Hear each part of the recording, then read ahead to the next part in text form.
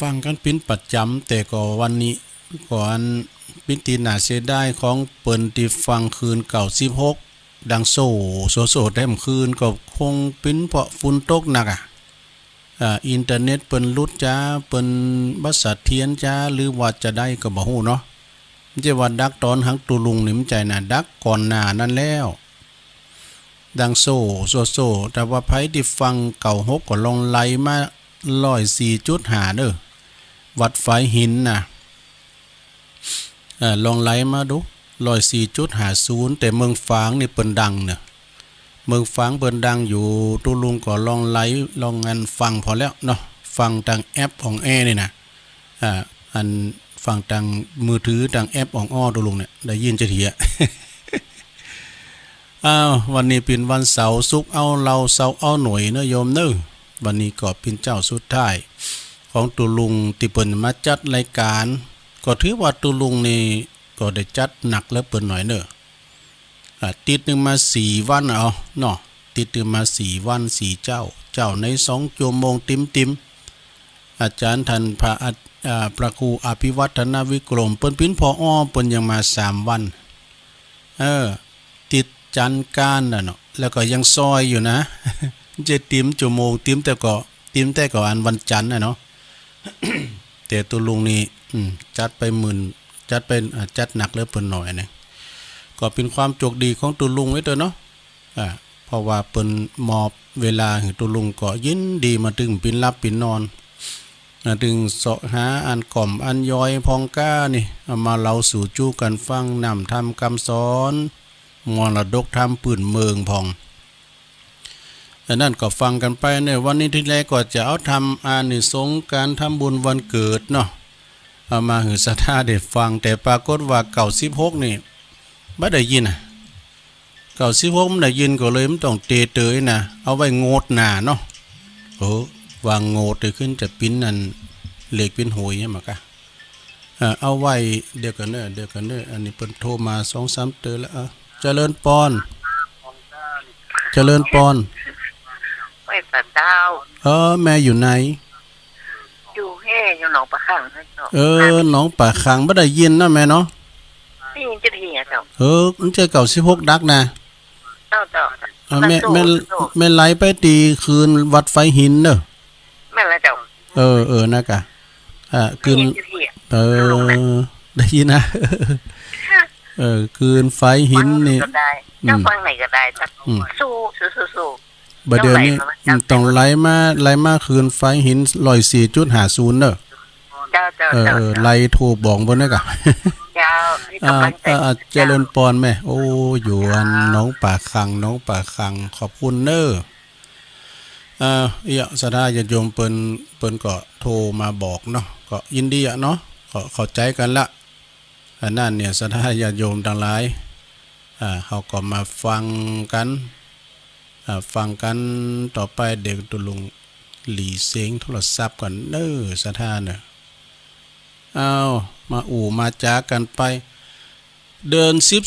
12ออกมานี่ก็2คำแล้วกันเนาะว่าออกคำตูหมอน6เปิ้นก็เปิดแล้ววันนี้ตุลุงก็จะน้อมนำธรรมคำสอนมาเทศนาให้ศรัทธาญาติโยมได้ฟังมรดกธรรมปืนเมืองเนาะศรัทธาญาติโยมที่แรกก็จะเทศธรรมอันเนี่ยเทศธรรมอานิสงส์การทำบุญนั้นวันเกิดแฮปปี้เบิร์ธเดย์ก็คือก็อันเจ้าภาพเปิ้นจะบ่ได้ยินเนาะแล้วเปิ้นก็เลยเอาไว้เตือนไว้ปุดหน้าเพิ่นก่อนบ่ไปปิ้นหยังเนาะเทศธรรมธรรมดานี่ก็มันจะคือว่าเดี๋ยวนี้มันเป็นการกินการต้านเนาะเปิ้นว่าเดือน12เปิ้นปล่อยเพจปล่อยผีกันมาหับเอาของกินของต้านแต่ขึ้นแล้วนี้ได้ฟังในเมตตาบารมีธรรมหลวงปอท่านพระครูสุจิตานุรักษ์ด็อกเตอร์เปิ้นเตธรรมเปิ้นเปิ้นจ้าเกี่ยวกับเปรตทั้งหลายเนาะเปรตตาปีเปรตตาชนปินปอบปินเมเฮาไผก็ดีที่เปิ้นตายไป ทะลงอยู่ในห้องอาบายเปิ้นปล่อยเพจปล่อยพีมาหับเอาของกินของต้านฟังบนอู่พินดิโมนได้เปิ้นถามกันดูสู่เขาได้แล้วกาเนี่ยได้ฮับแล้วกาอันเนี้ยได้ฮับของกินของต้านแล้วกาเนี่ย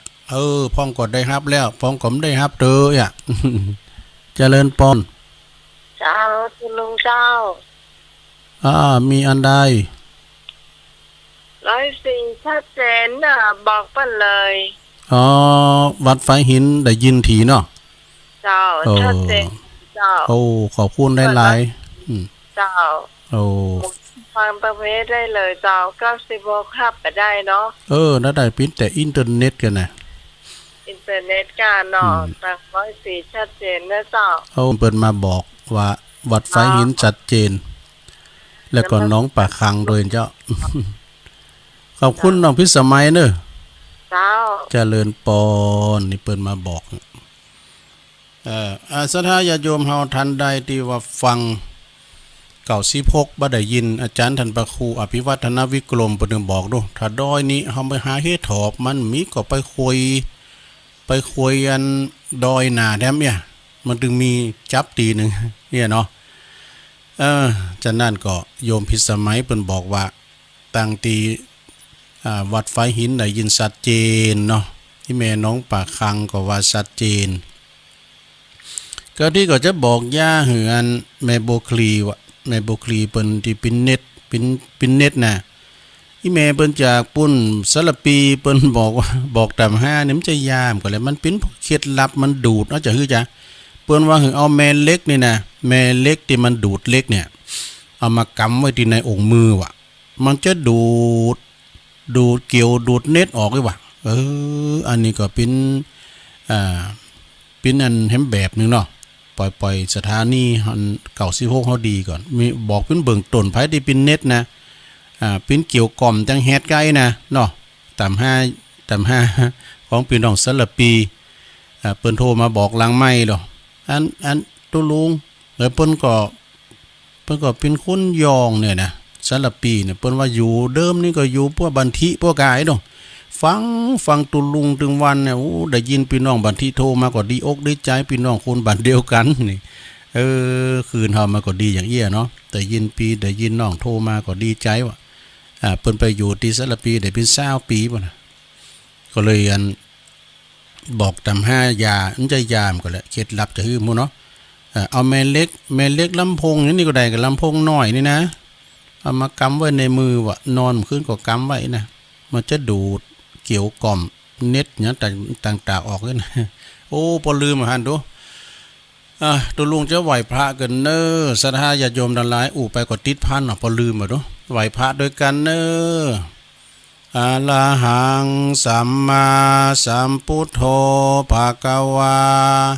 พุทธังภะคะวันตังอภิวาเทมิสวากขาโตภะคะวะตาธัมโมธัมมังนะมัสสามิสุปฏิปันโนภะคะวะโตสาวกสังโฆสังฆังนะมามินะโมตัสสะภะคะวะโตอะระหะโตสัมมาสัมพุทธัสสะนะโมตัสสะภะคะวะโตอะระหะโตสัมมาสัมพุทธัสสะนะโมตัสสะภะคะวะโตอะระหะโตสัมมาสัมพุทธัสสะอิติปิโสภะคะวะอะระหังสัมมาสัมพุทโธวิจาจารณะสัมปันโนสุกะโตโลกะวิโตอนุตตะโลปุลิสะธัมมะสาลาทิสัทธาเทวะมนุสสานังพุทโธภะคะวะติสวากขาโตภะคะวะตาธัมโม สันติติโกอากาลิโกเอหิปัสสิโกโอปันนะยิโกปัจจตังเวทิตาโปวินโยหิติสุปาติปันโน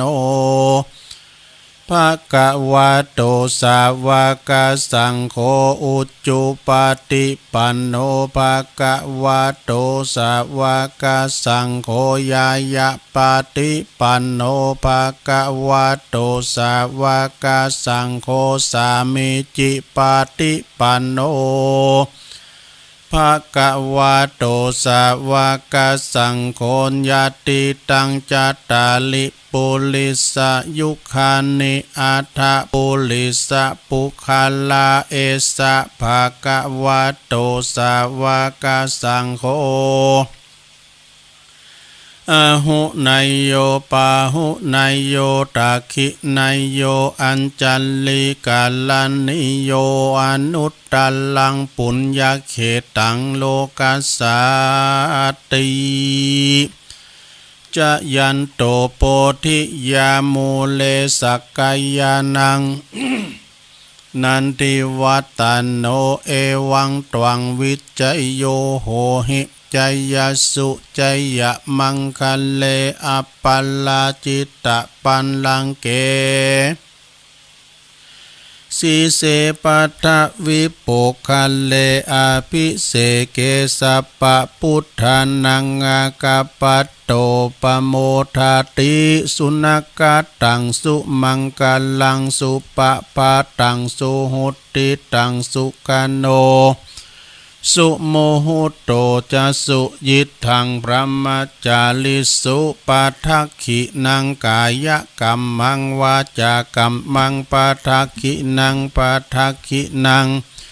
มโนกัมมังปานิทิเตปัทักขินาปัทักขินานิกัตวนะละปันตเถ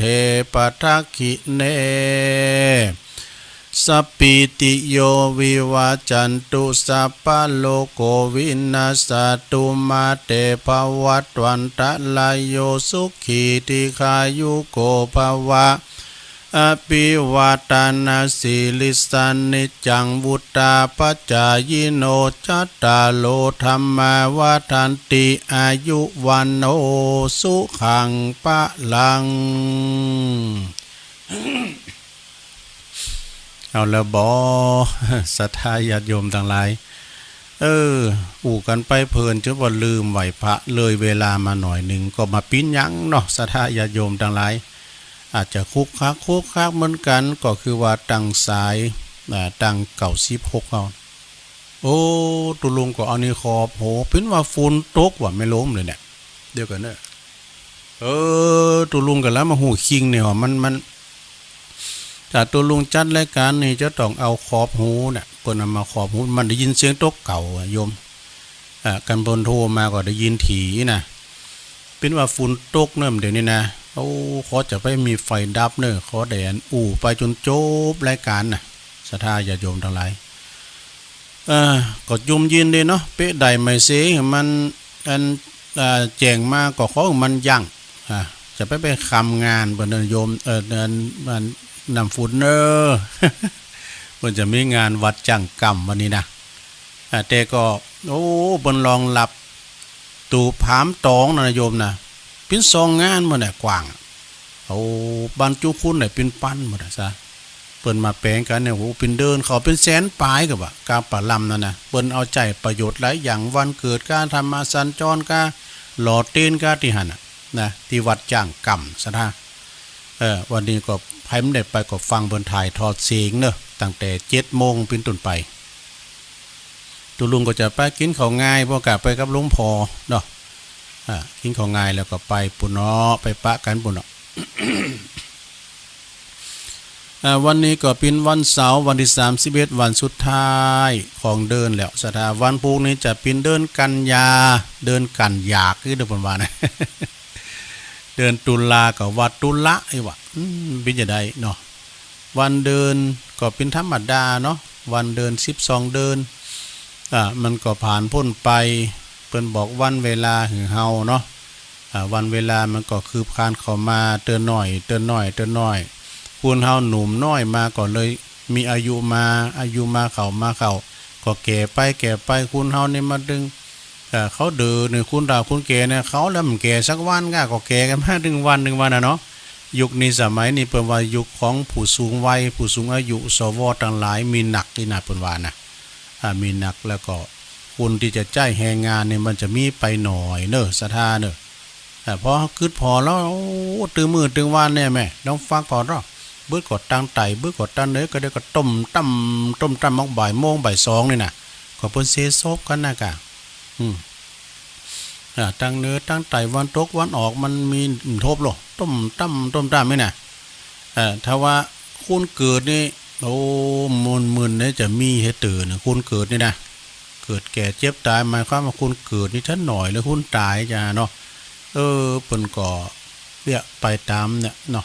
อย่างแรงงานถึงมือถึงวันนี่นะฟังเปิ้นข่าวนี่กันมีพี่น้องต่างประเทศก็เปิ้นมาจวยจ่างอ่างบายนี่นะโอ้นักแกอย่างงานนักงานหนานี่คนไทยเฮามันปิ้นทำอย่างนึงนะมันสอบสบายสบายอย่างตู้เอ็มจ้ะน่ะแล้วงานนักงานหนางานแบบว่าไปตั้งทะเลก็งานอย่างนักเอาบ่สู่นี่โตพี่น้องต่างประเทศเปิ้นบ่แอะการเปิ้นบ่จิแฮงเนาะเอาการเอางานดีเนาะเอาคุณเฮานี่ทางเมืองไทยเฮาไขนั่งโต๊ะทำงานแล้วบัดเดี๋ยวนี้ก็ปริญญาก็โต๊ะงานซะนะเฮาจะไปเลิกงานเนี่ยนักเอาเบาสู่นะแต่พองมันอันนี้ก็ไปรับจ้างอ่างบายนิสัยคุณเฮาบางคุณนะนิสัยเนี่ยคือว่านิสัยนี่เปิ้นจะว่ากำหยาบนะนิสัยนี่เป็นนิสัยดีนะนิสัยมันดีนะมันเป็นคำกลางๆอ่ะเนาะทำพองเปิ้นฮีหามาได้โอ้ปอมาพองแล้วบ่ได้300 400ย่างให้กำบ่นี่ย่างให้กำกินไปแรงมาก็ต้อยไปอาศัยไอ้นาแงนไอ้เอื้อ ไอ้เอื้อแต่นาแงนไอ้เอื้อไปเลยเป็นดิโอ้พวกนี้มีกินแล้วเลยนี่แต่มาสอหางานทำกำโอ้ได้อย่างอี้ในขี้ขาเปิ้นตลอดจาดแต่หวังลำหวังโรยล่ะเนาะบางของเปิ้นหิหามาเนี่ยเปิ้นมีงานศพงานสากมีหยังกันในบ้านในจองเปิ้นดึงบ่ไปดูนะจังเตือนนะเพราะหยังแตนหากันไปวันขาดวันก็ขาดรายได้ไปวันนั่นแหละมันจิตใจคุณเฮานี่มันเหมือนกันหอยทีเดียวกันแต่ใจคุณเฮานะฟังพ้องก็ได้มาแล้วก็กินแอลครบหมู่ครบฝูงเฮาเล่งเปิ้นพ้องเปิ้นเล่งเฮาพ้องก็มีน้ำใจเวลามีสตางค์เอาแล้วเมื่อมีสตางค์เมื่อมีเงินเนี่ยนะคุณตอมกันหนักเลยนะเพราะว่าเจ้าหมูหนักลองมีเงินแล้วปวดโตคุณติดตอมหายหน้าหายตาหมดเมื่อเฮามังมีตัวกันหลุบเมื่อเฮาตุกหายหน้าหายตาแบบว่า เมื่อมีเงินมีทองไปก็ห้องปีห้องป่าเวลาเฮามีเงินมีทองหน้าป่าหายไปเอกนะมันเป็นธรรมดาฉะนั้นญาติโยมต่างหลายต่างปอบุญธรรมคนฟังอยู่จ้าได้ยินนะจ้าน่ะต่างพี่น้องหมูเปิงชัยกาดนะเปิ้นจังโทรมาหลังไม้เปิ้นให้กำลังใจหลังไม้นะปอบุญธรรมชัยกาดโพดไปตังไออินค่ำเนอปันตะเกินมีอยู่เนอยาเริ่ม2 ขวด 3 ขวดอยู่ ดีเป็นถวายย่าตรงกินแล้วกระชับกระเจ๋งกระจุ่มกระชวยชั่วช่วงชัชวาน ยากากวางสงอันเป็นยาตำนานนั่นน่ะเป็นยาที่พี่น้องน้องตอง หางดงลุงนานเนี่ยก็เป็นเป็นยานำเนาะมอโคด500นี่กะโคดน้อยนะเอาก่อนมันยามเฮ้ยกันถ้าเข้ารายการก็จี้ไปสัก2 จ้อนมันจะกินหนักก่อนนะ2 จ้อนเดี๋ยวก็ล่ำไปพองแล้วก็มาในกาแฟกินในแก้วหนึ่งเดี๋ยวก็มันจะกินก็มันจะปินรักแหละอันกาแฟเนี่ยกันมีก็กินมันจะติดนะอยู่ในถึงมือถึงวันนี่ มูลีก็ตึงดูดแล้วก็ย่างได้เป็น20 ปีวะล่ะมันก็สบายมันเป็นการเนาะกินกับเข่านะเดี๋ยวนี้คิดว่าจะย่างเข่านะโอ้ตัวลุงย่างเข่าก็ตายนะ จะมีคำถามต่อเนาะเข่าก็เผาเขามันตุยอึดอัดเฮ้ย ศรัทธาญาติโยมทั้งหลายคุณตกเป็นที่มนต์ในงานมีฝ้าห้องคือแล้วนี่ฝ้าห้องนายโยมนะ พี่น้องทางฝางฟ้าห้องมันคืออะไรเนี่ยปดโถคืนฮอดสมัยมันก่อนคนเฒ่าอันนี้เพิ่นก็โวขี้ลุ่มแล้วก็หมุนออกไปซอเฮ็ดนี่ไปกับอันแม่เฒ่าอันเมเพิ่นเนาะคนเฒ่านี่ก็ไปซอเฮ็ด ฝนตกฟ้าห้องเอกอ่ะโอ้ยฝนตกละแม่มันมาเข้าหุมเกินเนี่ยมาเข้าปืนก็ไม่หลงว่ะฝนตกเนี่ยไปเข้าไม่หลงนะโยมเนี่ยกระเดนี่มันยังมากูนติ้นขย่องและหน่อยนี่บัง เป็นว่าไอโซนยิงว่ะ ยิงพื้นขึ้นมาในปวดตัวเป็นหูจะใหญ่ว่ะไปยื้อสองพอในปวดตัวกำลังซักปืนขาเล็กจะเอาทำนานปอกแม่มันปอก คุณเฒ่านี่ก็ว่ามันปีกัมมันเปิ้นอู่กันมาเก่าเนาะไปเก็บได้แผ่นบอกโซ่แถมผักนึงไงนี่แผ่นเสียงนี่กะพอน้ำเลยขีดพอในพิเศษการทุนเข้ามาวะพอยืดได้ยินด่ะพิเศษการทุนเข้ามาวะเอาพริกมาบานก็โก้ละอ่อนเขาอันดูก็แล้วกำเสียดได้ในป่าเนี่ยนอกลืมมาละทุงนี่ก็ก็แต่พองหลินพองนอกสดาอย่าโยมรายการตุลุงมาถึงวาดแกงแค่สเปเฮละแกงหกอาทิตย์แต่ก็มีติลินก็มีก็อู้กันไปแม่สเตอกับแม่ก็บอกมาว่าตุลุงแต่พองหลินพองทุเจ้าคุณเอาใครโหต่ออายุไปนี่นะเนาะเขาก็เอามาอู้มาจ้ากันไปมันจะเราขวัญไปเนอะตุลุงมาดีเนี่ยนะมันจะเราขวัญไปแล้วเนาะสถานเนาะตามสัตว์ตายตุลุงก็มาว่าวันนี้ก็ทีแรกก็จะเตะทำอานิสงส์ทำบุญวันเกิดก่อนปิ้นยังบ่อสายขึ้นแก่โงดหน้าก่อนโงดหน้าโงดก็ปิ้นเหล็กปิ้นหวยได้หมดผู้กับการได้วันเศรษฐีอ่ะ ที่หนึ่งผู้อ่ะวันเศรษฐีอ่ะก็ลำเลยถูกหวยลอยแชร์กันเด้อเขาบอกว่าอันเนาะเอามอกโปให้โปดีจะไปลุ่มลงกับมันลำไปนะพองก็เสี่ยงไปนักก่อนพี่เนาะจ้างหายจ้างตัวไป จุกไผมันเนาะไปก่อยยาวไปกึ่งชั่วโมงไปแล้วตุลุงจะตีทำกันเนอสถาญาติโยมกอยฟังไปในไม่ลงเนอะก่อยฟังไปก่อนรับไปก่อนว่ากันเอาตามของหลวงพ่อบุญปันมาติดก่อนวันนี้นะการทำบุญไปหาผู้ที่ลงรับดับขันไปน่ะพอเมเฮามาแล้วเดี๋ยวนี้นะเปิ้นปล่อยเพจปล่อยผีกันมาหับเอาของกินของตานแล้วทำอย่างนึงนะสดาไผที่จัดงานศพปิ้นเจ้าภาพก็ดีจะไปเห็นเปิ้นเนอะเปิ้นลำเปิ้นโรยเปิ้นก็มีเปิ้นก็ดีกะเวลาเฮาตัวยตามเปิ้นเนี่ยปโตจำพองเปิ้นเล่งเพราะโตจีนบนเฮาก็จะเล่งโตจีนนี่นะโต3 ปีศีลน้องเอากันแต่เนเวลาเช็คบินแล้วน้องกินแล้วตันแล้วปุดโตจะได้ซ้อมรู้นี่แต่มาหารกันนะแม่เนาะเอาตามมีตามได้โยมเปิ้นจึงจะวามนะลูกเนาะไปตามฐานน่ะเฮาฐานน่ะเฮาตุกเปิ้นวันจีนเฮามีหน่อยจะไปลาบหลายเข่งนี่นะ เอาเข่งเดียวก็เอาแล้วเนาะเปิ้นก็ตึมจะว่ากันหยังตรงกันข้ามที่คุณมังคุณมีนั่นแล้วก็เปิ้นกินจิตานี่ก็ไปน้ำหยังนี่นะแต่ว่าทำกันเนอลงเนอ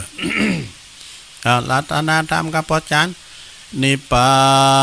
นังเยนะกะรังรัมมังเยนะกะใสยังปันดิโตตังโนมากังอุติสิตุงธรรมมุตตมังปัจจังอาราธนังกะโลมา นะโมตัสสะภะคะวะโตอะระหะโตสัมมาสัมพุทธัสสะ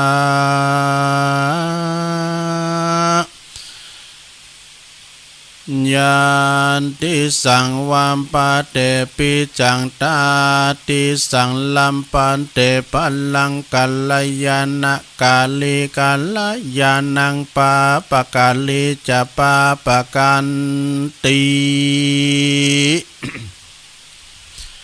สัทธโวดุลาสาปุลิสาตั้งหลายตั้งยิงใจหนุ่มเท่ามีสัตตาเก้าเป็นประธานมีใจบ้านบ่องเปียวรับสินแล้วฟังธรร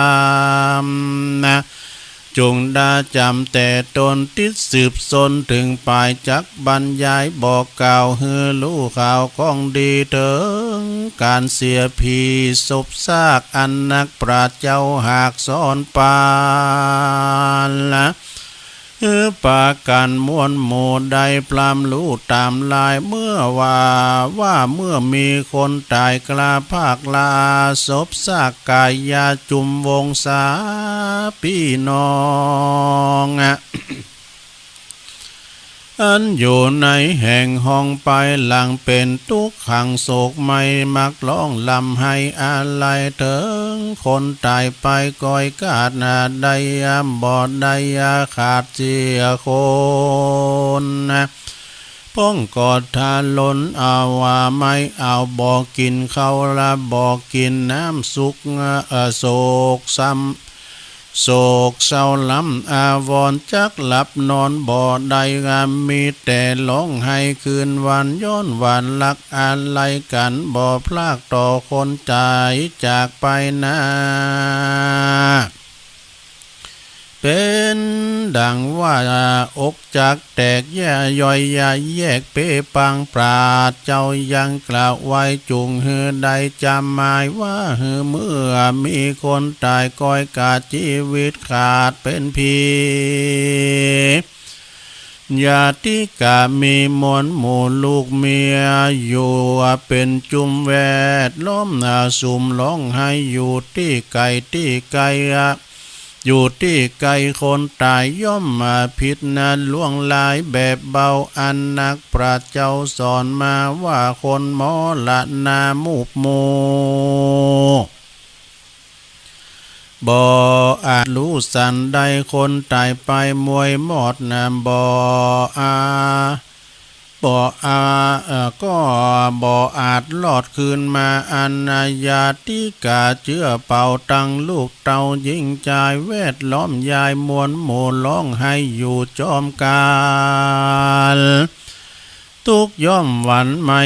เอาไม่แก่ผู้ร้องให้ได้กันว่ามีคนตายก้อยอากาศก้อยกวนกึดถอยตามธรรมนาอันองค์คำโต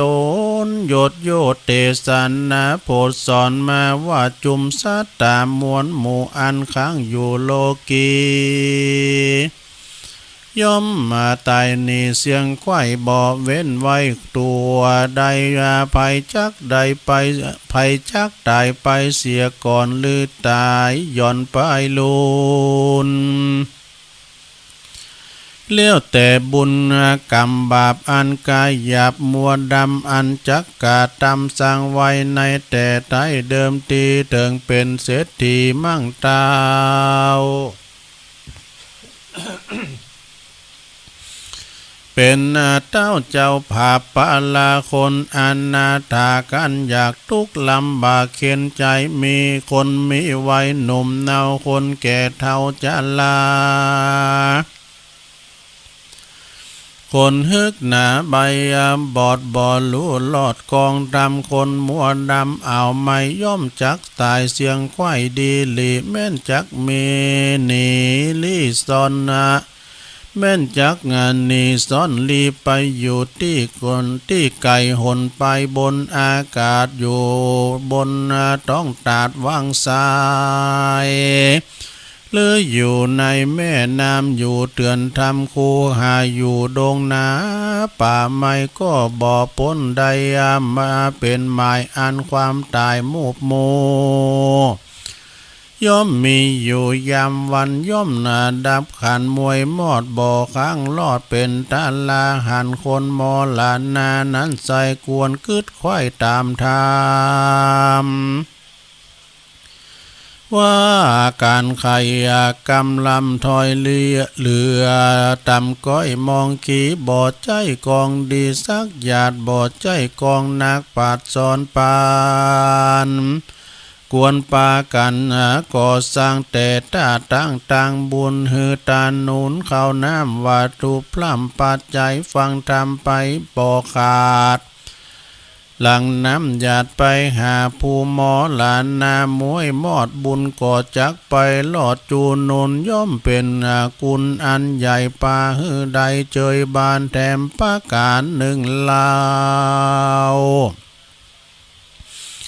ขอหนุ่มเท่ายิ่งใจอันมานั่งยายมวนหมู่จุงพลัมรู้ตามดำอันจักกาดตำเลิกซากตามเก่าลากประเพณีอย่าเอาคนมั่งคนมีมาเป็นแบบเบาบ่เอาเจ้ามาเป็นนายบ่เอาคนหลายมาเป็นใหญ่ฮือรู้ใส่ของตัวบ่เมามัวตามเปิ้นบ่ได้เลื่อนตามข่าว บ่คืดเบาเอาตื่นตุกปันหมื่นจ้างมีมาคนหมอหลานนากลาพรากจากเลิกซากทรงจากการฮือรู้ประมาณตัวเก่าว่าเรานั้นเรามีบ่มีลายกันนะพันพายะใหญ่เฮาว่าบ่มีเอาบ่มีไว้ก็มายืมเขาจักมองเงาเมื่อซอยตุกจองหอยตัวมากันว่ามีกรรมมาขาบ่ลายคนมีคำขาคนมั่งคนมีนั่นบ่ไหลลือคนยศใหญ่สักสูงเลิกสักปู่ลุงพ่อแม่ตั้งเท่าแก่เอาอาตั้งโสวงศานั้นใส่ย่อมแยะได้ตามใจลงคำมาวะลงคำใส่วาดตั้งเปียติปาดดนตรีบะมีบอกไฟมีบอกไฟมีพร้อมควายเยอะนาแม่นาใหญ่สันได้เงินคำใสแต่ก่อนบ่รู้ผ่อนหายนี้บ่เครื่องขี่ไม่มาตุกบ่ปาดไปลูนนะส่วนกะทำบุญนั้นโสดย่อมเป็นประโยชน์เหลือหลายจะแก่ผู้ตายมวยมางกวนก่อสร้างตามมี ส่วนดนตรีปีพาดตังภาศาสตร์ลังกายาเครื่องปาดับลายนั้นใส่ย่อมมาไฟย่อมไม่ได้ประโยชน์ลายมาน้อยใหญ่บ่อหอนใดมีมาเยอะงามตาเอานาไตลุมฟ้าเมืองคนส่วนใจตนนั้นลาวล้นไม่อ่าวมองขี่คนโลกีโลกไตยาตวนนาควายยิงใจกันวำวายมวยม้างจากโลกกว้างสงสารใส่วงวานพี่น้องตั้งเพื่อนป้องวงใหญ่พากันไปพร้อมนาส่งถึงป่าจ้าเป็นปีก็ปากันนี่ปีกปอกไหวนาออกขึ้นมาส่วนคนหมอหลานนานั้นใส่สร้างกรรมไว้สันใดกรรมจักปาไปสู่เขตตามเก้าเหตุเดิมตีบาดังบาลีแต่ไทยอันนักปราชญ์เจ้าเตสนาไว้วายาติสังวาปาเตปิจังตาทิสังลปาเตปัลลังกัลยานะกาลีกัลยานังปาปะกาลีจาปาปะกังดังนี้ไขเก่าจี้เป็นใจว่าปุกกาละผู้ใดนั้นสาย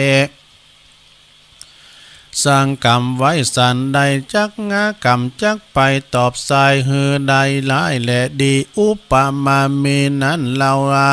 หวานเม็ดเข้าลงดินอากันอาจินเงยงอกเม็ดเข้าเม็ดเขาออกเป็นกาบอกกายเป็นยาลอมคาอุปมานั้นสายดังคนโลกไตสงสารมีใจหานกายหยาบกาดดำบาปมัวดำบาปจักนำตกตอดสู่ลงสู่ลอดอเวจี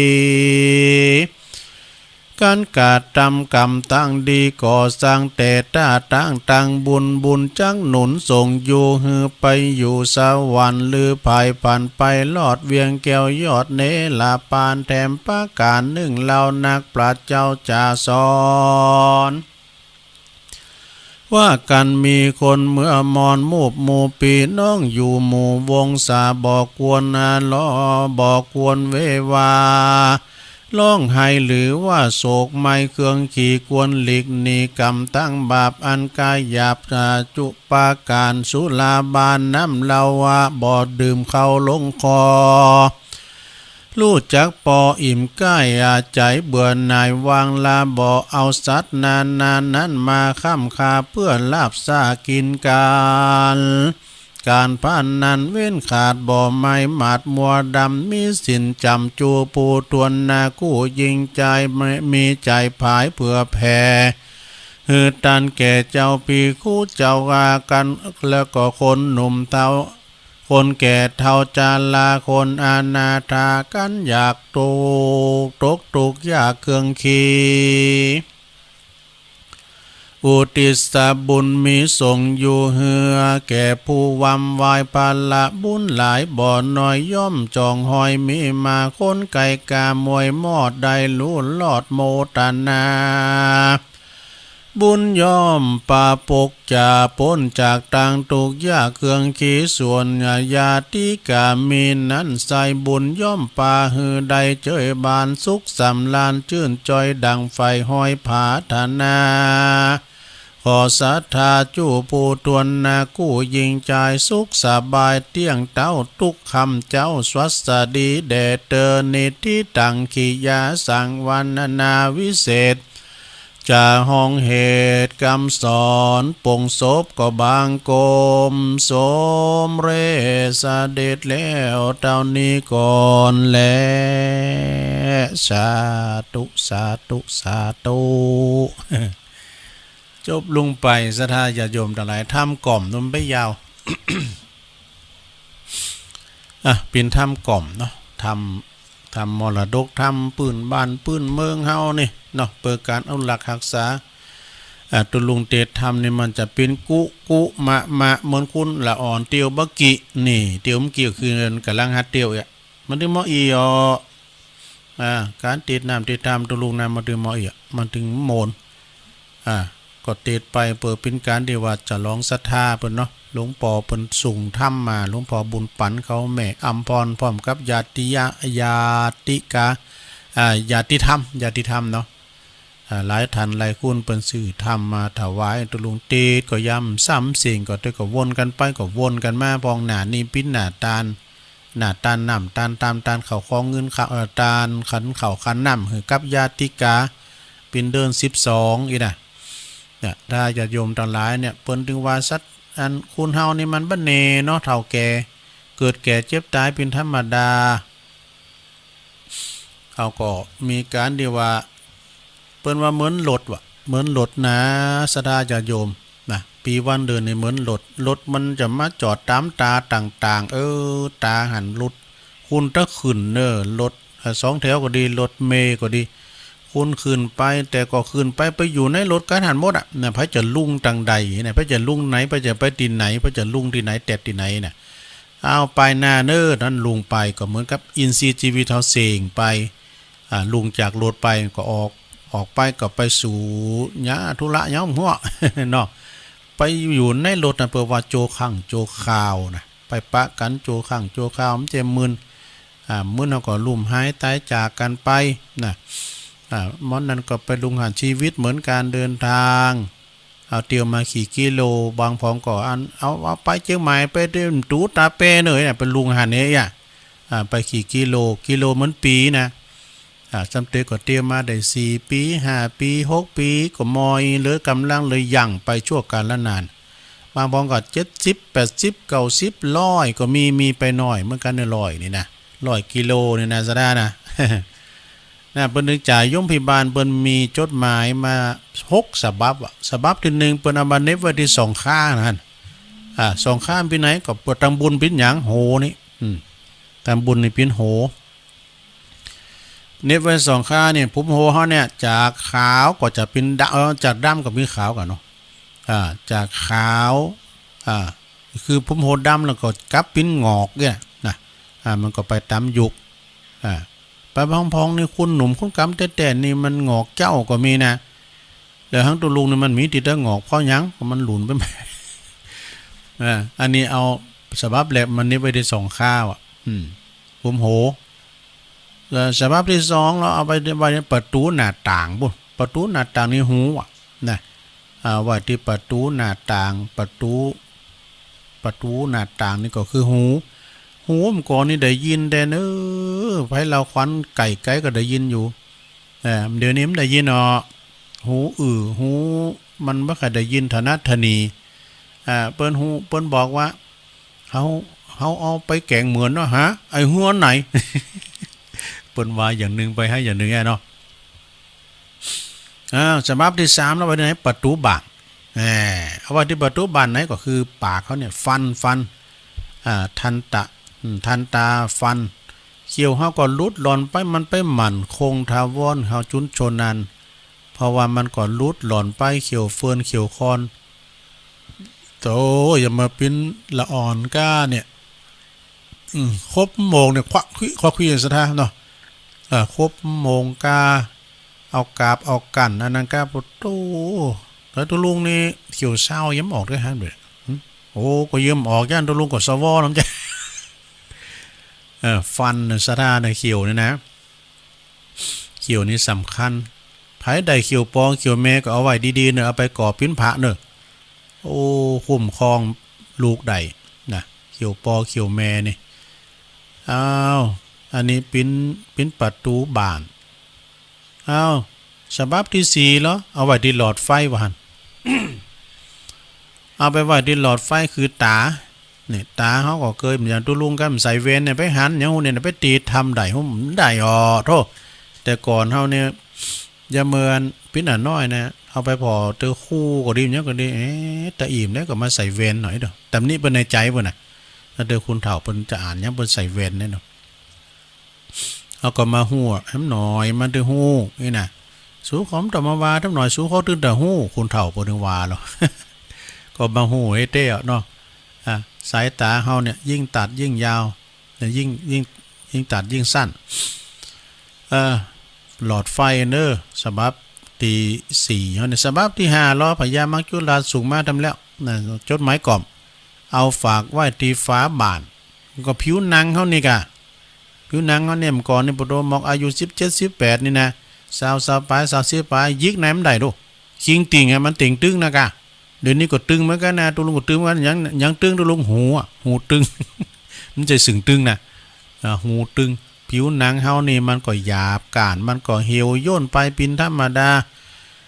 มันก็ย่อนย่านไปเป็นธรรมดาเนาะผิวหนังนี่นะฉบับสุดท้ายนะฉบับที่6สุดท้ายเสาบานหยังเอาไว้ที่เสาบานเอาแล้วแหนบใครดีล่ะได้เสริมแหนบแล้วหัวเข่านี้เสาบานหัวเข่าเอาแล้วหัวเข่าค้อนแล้วอย่างตุลุงนี่ก็ลุกก็โอยนั่งก็โอยนี่อันนี้ก็คือว่าเสาบานอันนี้ปิ้นอย่างอี้เนี่ยสถาญาโยมเนาะจดหมายของพญามัจจุราชนะมันมาตื่นเฮาละพญายมพญามัจจุราชมาตื่นเฮาฉะนั้นก็เขาก็รีบกินรีบตานกันไปสะดาเนาะกินตันไปกินไปตันไปเฮาเปิ้นมีนักเปิ้นก็หอมนักเฮามีเนาะก็ตามบาตามแห้งไปน่ะจะไปตานเอาหน้าภาวนาเอาจือนี่เปิ้นว่านะเฮาก็กินไปตันไปอย่างงั้นปอาจารย์ปนันคำปรีชาชนะชนอายุเพิ่นเก่า13แล้วนะเปิ้นอดีตเป็นปอาจารย์ที่วัดพระธาตุเจ้าดอยหล่อนี่นะเปิ้นเขียนให้ตุลุงว่าปะกันทำบุญไปเป็นคำข่าวหำเนี่ยทำบุญขึ้นฟ้านิพพานสวรรค์โตไผโตมันเผอกันบ่ได้อีวะเปิ้นว่านะมันรักษาศีลกินต้านน้อมไหวกุศลวันไหวสังง่าภละนาบุญจักปังตอบต้า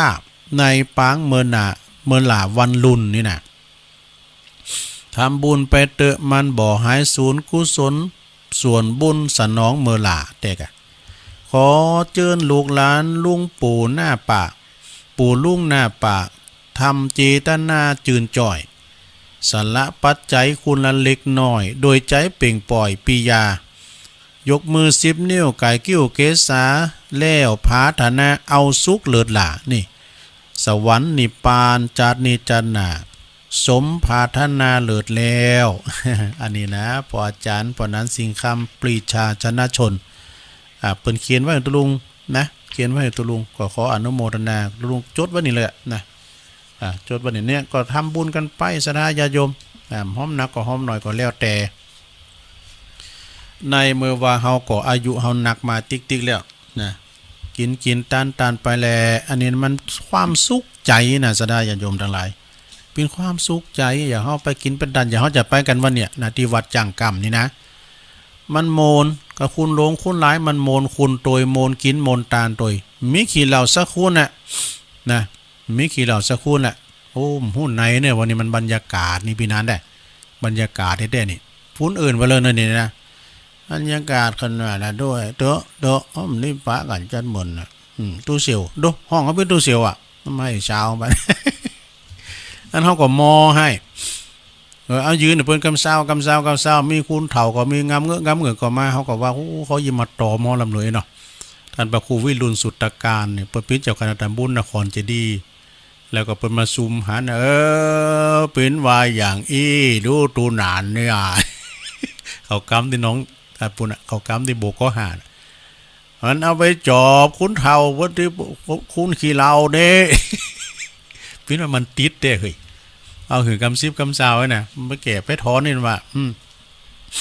เขาบอกว่าขี้เหล้ามาอย่ามาหูมตัวหนานล่ำเลย เปิ้นอู่เปิ้นเสียงโลงโลพระครูวิรุณท่านมหาบุญล้อมปิ้นว่าอย่างแนวสุมาเด้อเนาะแม่แต่มาเนี่ยสุนัขะน่ะนะโยมตุลุงนะหลังจากเป็นหนึ่งเข่าแฮมกินกันชันเจ้าเราถวายหลวงพ่อแล้วมันจะได้ย่างก็เปิ้นนะดูถ้วยมันจะได้ล่างด้วยนะของกินเก่าก็ปิ้นแกงปิ้นหยังก็เอามาสมเขายินหรือว่าเขาซุกเขาเนี่ยน่ะเอามาเล่งมากือหมาทำกันบาโดนนัดเขาอีแพนด้าเขาใน7ตัวซะดาก็ดูเขาก็ได้ยินไปมาเขาฟังหรือว่าในรายการเนี้ยนะเพราะว่าเล่งหมาก็มีอานิสงส์ว่าเอาเขาเอา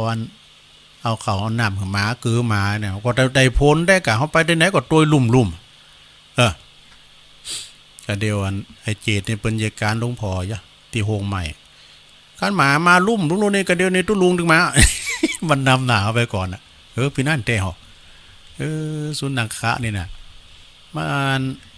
อันราคาเขาในจัดดีแล้วเดี๋ยวนี้แล้วไปพอเราขึ้นได้นะมันนอนกองเลย เอาเนี่ยสะได้ญาติโยมอายุฮอนนักเขาหลายแล้วก็จะไม่ลืมเนาะก็ทำบุญหือทานกันไปนะอายุหนักเราก็จะไปกึดหนักอันนี้ก่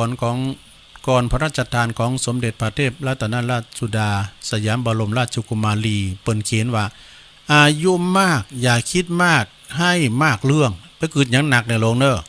ไปกึดหยังหนักมันเจ็บโหยมันได้อยากจะเกิดมันดึงเกิด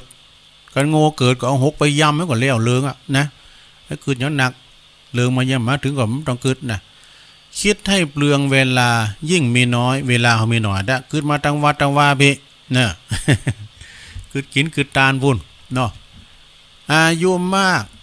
ต้องล่าเริงอย่าเมื่อลอยไปเมื่อลอยนะเนอะไปเสาซอยไปเงาหงอยไปซึมเศร้านะลาเริงไว้ห้องเพลงไปหรอห้องเพลงไปเปิ้นฟังเพลงเขาก็ห้องไปเนี่ยเขาได้ทุกสถานน่ะเนาะถ้าพอล่อมคืนน่ะเปิ้นจัดรายการเพลงลงนานน่ะโอ้คุณที่เปิ้นฟังทำแฟนรายการตุลุงเนี่ยเปิ้นก็ขอเพลงกันอย่างแม่ สุมาได้เอ่ยน้ำนะแม่บ้านหงหลงแม่ก็แม่4,000นะเอาขอฟังเพลงเด้อเพลงอะไรหยังลงนั้นถามกุหลาบแดงดู ฟังเพลงกุหลาบแดงกันนะดงอย่างตุลุงเปิดเจ้าน่ะสวลีปากาพันบองกาดาวใจไผจิตบองกาธานินอินทรเทพวันนี้เอาลูกกรุงเลยก้าแม่เนาะโมนนะเพลงบักเก่าเนี่ยนะอย่าเมื่อลอยเนี่ยมันต้องมันคอยปล่อยวางบ้างจะดีปล่อยวางนะโยมเนอไปขึ้นอย่างหนักนะอย่าเปิ้นปล่อยวางให้ป้องกันเฮาแบกก่อนนักกันเฮาพักก็พอดีกันเฮาปล่อยก็เบานะปล่อยวางให้ป้อง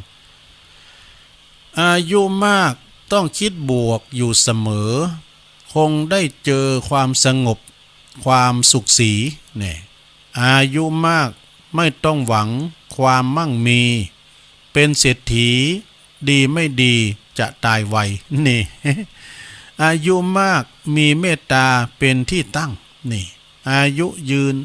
อยู่ยืนยั้งให้ผู้คนได้กราบไหว้แต่กะอายุมากถูกเบื่อบ้างไม่เป็นไรถึงอย่างไรเขาก็เบื่อได้ไม่กี่ปีเนี่ยไปเบื่อคุณเฒ่าเนอะ เปิ้นจะอยู่กับเฮาไม่ใช่ว่าจะโจรนาตาปีวันหนึ่งคืนหนึ่งเนี่ยเปิ้นก็จะไปแล้วนะไปไหนไปสวรรค์นะอู่ดีกับคุณเฒ่าอู่ดีกับคุณแก่ที่เปิ้นเจ็บปินยินอุ่นปินโรคภัยไข้เจ็บนอนติดต่างติดเต้งก็หือกำลังใจกันนะโยมเนอะหือกำลังคิดกำลังใจกันจะไปเอะอะโวยวายอาจจะไปว่าหือมันหมดกำลังใจกันหือมีกำลังใจนะคุณเฒ่านี่นะซะได้อย่าโยมเปิ้นไข่เอาใจเนอะหือลูกหลานเอาใจลูกหลานเอาใจจะไปว่าหยังหือมันกินอกกินใจเปิ้นจะน้อยใจอีกอะเนาะหือเอาใจกันเนอะเล่งน้ำใจกันไว้เปิ้นว่าเล่งน้ำใจกันไว้อายุมากเบื่อบ้างถูกเบื่อบ้างไม่เป็นไร ถึงอย่างไรเขาก็เบื่อไม่กี่ปีอายุมากอะไรหากินได้นี่ใครกินหยังก็กินในโรงเนาะแกงเฮ็ดโรงน้ำเฮ็ดแกงเฮ็ดนะว่าก็ตำน้ำพริกเฮ็ดหลุมแล้วก็พัดเฮ็ดโดยแล้วก็ตำคือโดยว่านะโอ้โหอานิสงส์การเทศน์ของอาจารย์ท่านพระครูอภิวัฒนวิกรมยกมาถึงเข่งเนี่ยโรอันนี้วัตถุดิบป่อนเขาโรงงานเนาะทั้งเปิ้นมีกาโกทั้งเปิ้นก็มีถึงวันเปิ้นออกถึงวันไปเทศน์ดูไปบรรยายธรรมที่หันที่นี่ก็ตุลุงมือในฟ้าแมพบนดอยนี่มันก็น้ำมันไหลขึ้นยากนะแต่ก็วันศีลก็คุณเฒ่าคุณแก่เอามาพักปังพองกาพักหอยพองกามเขือผอยพองกามเขือจ่าเขือแจ่พองกาอย่านะจีนนี่หมอหมายผองจีนควายจีนหมูนะ สุมาเลยอายุมากอยากอะไรหากินได้ดื่มกินไปกับเพื่อนให้สุขขีนี่ร้องเพลงบ้างเต้นรำบ้างเพลิดเพลินดีชุบชีวีให้สดใสวัยชรานี่อันนี้นะอันนี้เป็นคำกลอนเนาะสะดาอย่าโยมไปกึดหนักเด้อเฒ่าแก่แลมอนมาเนาะสะดาอย่าโยมมันก็จะมีเจ็บป่วยเมื่อยไข้กันไปเป็นธรรมดาเป็นอนิจจังทุกขังอนัตตาเนี่ยอย่างตุลุงวามจ้าเนาะฉบับแรกก็เอาไว้ที่หลังคาฉบับที่2ก็เอาไว้ตูหน้าต่างฉบับที่3ก็เอาไว้ที่ตู้บ้านฉบับที่4ก็เอาไว้ที่หลอดไฟนะตาของเราเนี่ย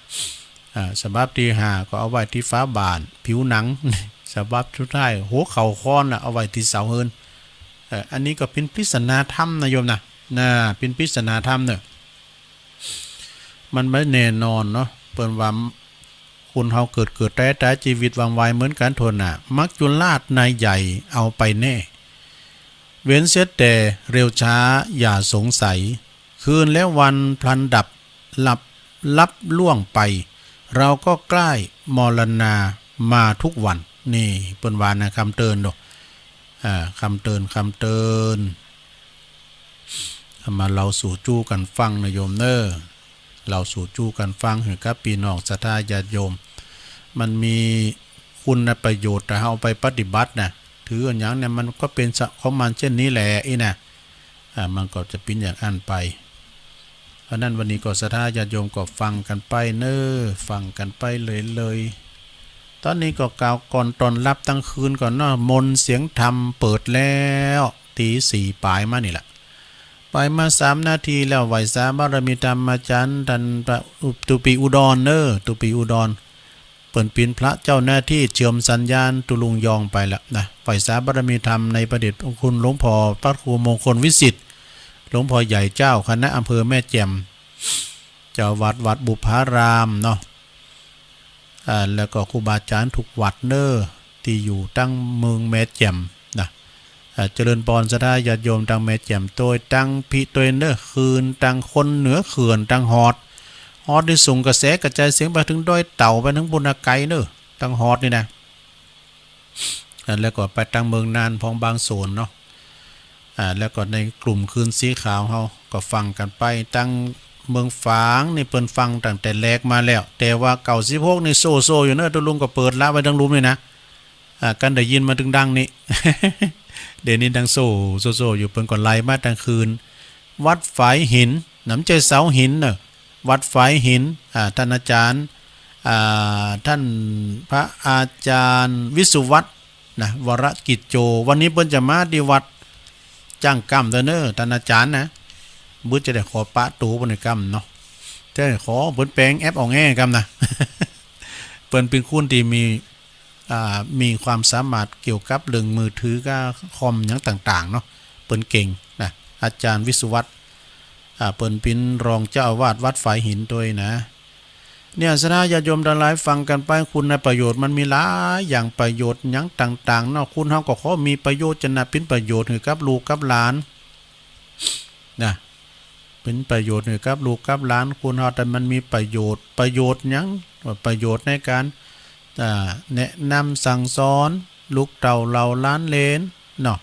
มีวิชาปัญญาอันใดอันหนึ่งก็ดีก็เฮาก็ต้องเอามาเสนอแนะให้ลูกให้หลานไปลูกหลานตันเต่าเฮาที่เปิ้นอยู่ตั้งหลังเนี่ยเฮาเปิ้นกำลังมาลุนเฮามาก่อนอาบน้ำร้อนมาก่อนบอกคุณประโยชน์อย่างตุลุงเคยว่าประโยชน์อย่างเนี่ยต้นไม้ต้นตอกก็มีประโยชน์เหมือนกันหมดน่ะ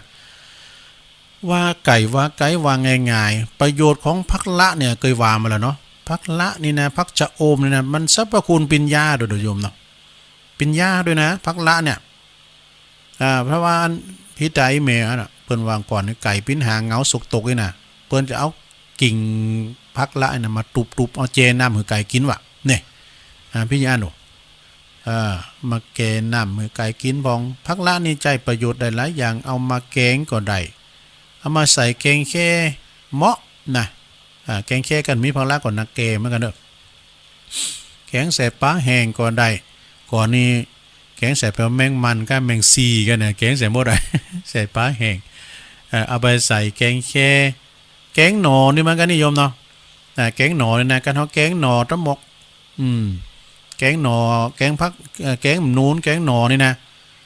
เอาพักละใส่นี่ประตูมันหอมขึ้นนั่นแหละมันลำมาจะหนัก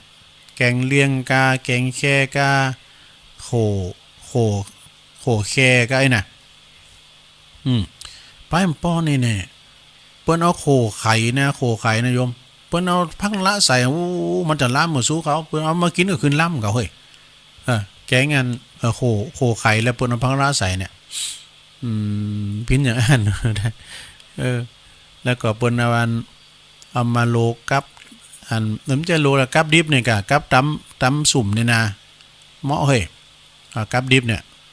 แล้วก็เอามากับน้ำพริกก่อนลำลูกกับน้ำพริกก่อนลำนี่อันนี้ก็อูถึงว่าเกี่ยวกับการกินกันอยู่วัฒนธรรมการกินนะโยมนอกสถานเนาะปุ่นเนาะตั้งแต่แบกจิตปุ่นนะตั้งสุวรรณวิหารปุ่นนะ เปิ้นจางงานเด็ดไปขายเนี่ยเปิ้นปิ้นลำปิ้นสันด้วย ปลูกปิ้นลำปิ้นสันเนี่ยพักละเนี่ยนะพักชะโอมอันนี้ก็เป็นการกันเรากันจากันไปสถาญาติโยมมีอันใดทำไหนติ๊กไว้พองก็มามาจากับบรรดาปอออกไม่ออกศรัทธาสาธุชนญาติโยมทั้งหลายเป็นเจ้าสุดท้ายนี่เราเนี่ยว่าเจ้านี่มากันไปนะญาติโยมเนาะตุลุงก็ติ๊กไว้หลายอย่างความจริงนี่ก็เพ้อไปเพราะว่าจะเตียธรรมมันเนี่ยกะเตียธรรมมันในสงวันเกิดก็เลยได้เตียกรรมมงคลต่างๆเนาะอย่างงั้นวันเนี่ยสถาญาติโยมทั้งหลายที่เปิ้นจะมาสืบใจตาของท่านมหาประสิทธิ์เนี่ยเปิ้นเอาครูบาอาจารย์มหาเถระอายุตั้ง80ปลายแล้วก็เป็นประเด็นธรรมเก่าประโยคปองกานี่เปิ้นจะมากันสืบชะตาเป็นมงคลเนี่ยทรงเจ้านี่ก็เป็นมงคลนะญาติโยมนะกันเดียวเปิ้นก็จะถ่ายทอดเสียงเดี๋ยวตุลุงหำให้หน่อยเนาะเปิ้นบอกขอย่ำให้หน่อยนะวันนี้เพิ่งไปฟังซอนลุงใจไอ้แซมนี่ อาจารย์สายทองเจริญไอแซมนี่นะแล้วก็ลุงใจประหลงประพันธ์แก้วเก๋เปิ้นจะไปซอแล้วก็ทีมงานของเปิ้นนะเปิ้นอาจจะบ่ซอก็ได้แล้วเปิ้นก็มีลูกน้องเปิ้นซอแต่ว่าเปิ้นก็เป็นโยมประจำมีงานตั้งจ้างกรรมเปิ้นก็ไปตลอดลุงใจนี่นะมีอีกเก้ด้วยนะรถโตอีกเก้ก็มีไผโหมอย่างได้ก็ไปหรอกใครแม่บุญโดนมาฟ้อนด่าไปกำเนาะ แม่ครูจันติบก็เหมือนในตั้งเหล่าเป่านะแม่บุญโดนเขาเนี่ยเปิ้นฟ้อนดาบโมนนะมาหันวันนั้นนั่นแหละที่เปิ้นนั้นมาฟ้อนเรียนเนี่ยที่บ้านนั้นที่วัดนั้นปักตั้งเจริญกับแม่บุญโดนเขาเนี่ยนะไปมีวัฒนธรรมมาได้ก็มากับวันคำเนี่ยเปิ้นถ่ายทอดเสียงนะถ่ายทอดเสียงวันคำก็ไปที่วัดจังกำเนื้อตำบลมะกอกอำเภอป่าสร้างเปิ้นจะมีการสื่อโพราชตาของอาจารย์ท่านพระมหาประสิทธิ์ธรรมาภินันโทปท8ปริญธรรม8ประโยคเนาะแถมกำกับประโยคเก่าละนะว่าที่ประโยค9ปีหน้าเนี่ยนะเปิ้นจบประโยคเก่าตุลุงจบประโยคกล้วย กล้วยโยกเนี่ยกะจบประโยคกล้วยอายุเปิ้น55ปีอ่ะเนาะยังหนุ่มยังแน่นอยู่ตุลุงสอบเปิ้นเตดออกวิทยุนะสสารเปิ้นว่าตรงไปตรงมานะในถามว่าเป็นสสนี่เป็นดาวสภาเนี่ยนี่นะอันนี้ไปในก็เป็นดาวของคืนเด้อ7สถานีเปิ้นออกรายการนะอันนั้นก็จอเปิ้นเปิ้นจ้านำเรียงเสียงเตดเปิ้นนะทำเตก็ไปแข่งใจคุณผ่องมันก็ไปปิ้นหยังมันก็อันนั้นเปิ้นว่าไปตามความจริงก็มันจะว่าเป็นกรรมเก่าเล่าอย่างนั้นน่ะแต่ตุลุงขึ้นสอบเปิ้นจะหาอย่างนึงตูเจ้าที่จะมาเตดอย่างเปิ้นนะอันนี้เปิ้นก็ว่าไปตามที่เปิ้นนะตามความสัจธรรมตามความจริงเนาะแล้วก็ในการนี้ก็เปิ้นจะมีการสืบชะ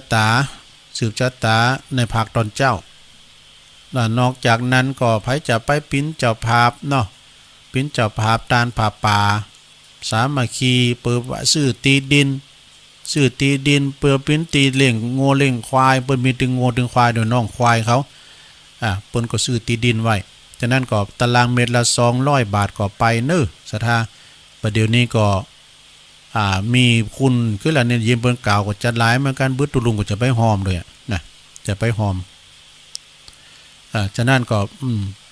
เราก็ไปปลดตุกช่วยเปิ้นเนาะนะอีนาตานังทุกขังโลเกการปิ้นนี่ก็ปิ้นตุกในโลกก็เริ่มตั้งแต่เวลา9 โมง 9 นาทีก็พระสงฆ์อายุ80 ปีขึ้นไปก็เก่ารูปเจริญพระพุทธมนต์สืบชะตาโลงเนาะสืบชะตาท่านพระมหาประสิทธิ์ธรรมาภินันโทพร้อมโดยพี่น้องเจ้าบ้านเฮาหมดศรัทธาญาติโยมทั้งหลายอันนี้ชงแรกก่อนเนาะชงแรกนี่ก็หลังจากฉันเพลแล้วสืบชะตาแล้วเรียบร้อยนะเพิ่นก็จะมีการพักฟังซอกะแต่ซอกันวันคำกะฝอยเกแล้วก็ช่วงตอนเตงกึ่งนะเตงกึ่งนี่ก็ช่วงที่2พระสงฆ์ที่อาราธนา59 รูปนะ59 ตนถึงสถานที่ประลำผามตองก็เพิ่นจะมีการเปิดกล้วยถวายสมเด็จพระแม่พันปีหลวงนะผู้ทรงคุณอันประเสริฐพระคุณอันประเสริฐอาราธนาธรรมกถึกและแสดงธรรมทั้งหนึ่งผูกแม่อุ้ยลาเนอะจะได้เป็นตัวแทนเขานะอุ้ยลาเพื่อจะมากับโยมน้ำเพชรก็จะได้เปิดกล้วยฮับตำแหน่งเนาะฮับเป็นตัวแทนนี่เด้อเนาะอุ้ยลานี่เปิ้นอยู่ดงนกเองดงหานักกันเนาะดงหานักอายุ90 ปลายนะอุ้ยลานะปุ๊บตัวกินตันที่ไหนก็ไปหัวเข่าเปิ้นจะเจ็บอย่างตุลุง บืดมาในอุ้ยลาเนอะวงสายะนะแล้วต่อจากนั้นก็จะได้ฟังธรรมการพิเศษโดยเมตตาบารมีธรรมหลวงพ่อพระครูอาทรวิสุทธิคุณเจ้าคณะอำเภอหางดงเจ้าวัดหนองตองเพิ่นจะได้เมตตาเทศนาเนาะแล้วก็ช่วงตอนบ่ายเฮาก็จะมีการต้านผาป่าเนาะต้านผาป่ากันก็อันนี้เป็นข่าวๆนะสถาเนาะข่าวที่วัดจังเก้านี่เนอะสถาเนอะตั้งพี่น้องตั้งบ้านอื่นเมืองไกลก็จะมากันตั้งครูบาอาจารย์ตั้งบวชอาจารย์วิศวัตรวรกิจโจเพิ่นก็จะมานะผู้อำนวยการสถานีคืนที่เฮาฟังเนี่ยนะ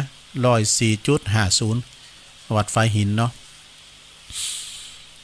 ต่อไปก็ข่าวงานต่อไปเนาะสดาโหลดอ่านข่าวสารงานบุญให้ก่อนนะก็เดี๋ยวจะเปิดสายเจ้าหน่อยปีนี้วันนี้สายไก่นะสดาญาติโยมสายไก่เก่า16ไก่พองโอ้วันนี้เก่า16มันดังกว่าเมืองฝางกันเนาะ31วันนี้เหมือนกันนะโยมเด้อจุ่มยินแต่ไปกินสลากันเด้อที่วัดป่าบุกนะวันนี้นะวัดป่าบุกตำบลแม่แรงอำเภอป่าสร้างเปิดจะกินสลากันในวันนี้เนอะวัดของครูบาเจ้าศรีอริยวังโสครูบาทองตอนปัจจุบันนี้ก็มีแต่บารมีธรรมอาจารย์ท่านพระครูปลัดพิภพนะตุปีภพเฮาเนาะแล้วตุปีนาทีพระสมุนาทีตัว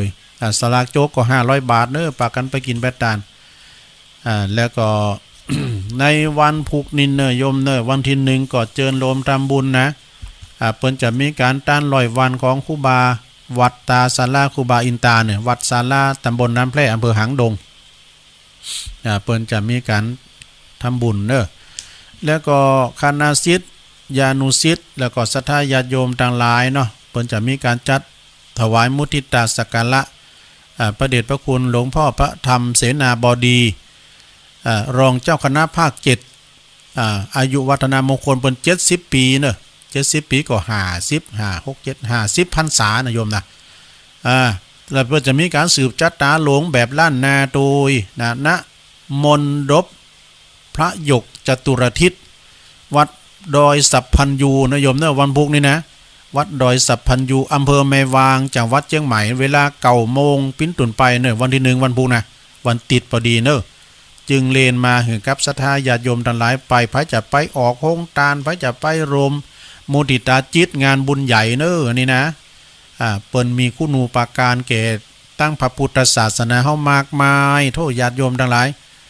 บ่ว่าจะเป็นการฟื้นฟูวัดล่างวัดที่มันห่างไปเปิ้นเอามาฟื้นฟูโทษใจงบประมาณหนักกว่าจะมาปิ้นวัดปิ้นว่านี่ต้องต่อสู้หลายอย่างนะซับเตอก็ญาติโยมเปิ้นแงมไปพองกะเนี่ยเปิ้นก็เอาบินเอาใบเนี้ยมาเปรียบมาเทปนี่นะจุนได้ปิ้นวัดเป็นว่าหมูบุญกาโชติกุลกาเนี่ยวัดวัดเนี่ย7 ลิ้นกาเนี่ยนะวัดโลกโมลีโอ้หลายวัดเนอะโยมเนอะเปิ้นปิ้นผู้ที่บุกเบิกแต่แล้วก็ถ้าว่าเปิ้นมีเปิ้นเนี่ยโยมไผก็ฮู้จักตุลุงยองแหละนี่แต่เดี๋ยวนี้ทั้งเปิ้นได้ยินดอยสุเทียมได้ยินเนาะเพราะว่ามันสถานีเปิ้นดักนะฉะนั้นก็เจิญเนอะวันที่1 กันยาวันพุกเนอะตีวัดพระธาตุที่วัดอันนิกาดอยสัพพัญญูเนอะดอยสัพพัญญูไปโลมมุติตาจิตครับหลวงพ่อใหญ่เฮาเนาะเอางานต่อไป อันนี้ก็งานเข้ามา15 กันยาก็จัดต้านผ้าป่าวัดดอยหลังถ้ำต้านสังฆทานเนอะที่วัดดอยหลังวัดหลังถ้ำอำเภอดอยหลอเฮานี่นะวัดหลังถ้ำก็ตุปีนลินนะ15 กันยาเนอะต้านสังฆทานที่วัดหลังถ้ำอำเภอดอยหลอเฮานี่แหละ13 กันยาเดือน12ปิ้งนี่ก็สลากพัฒทหารที่วัดสิริมังคลาจารย์อำเภอดอยหลอท่านพระครูธรรมธรปัทวนอภัยโย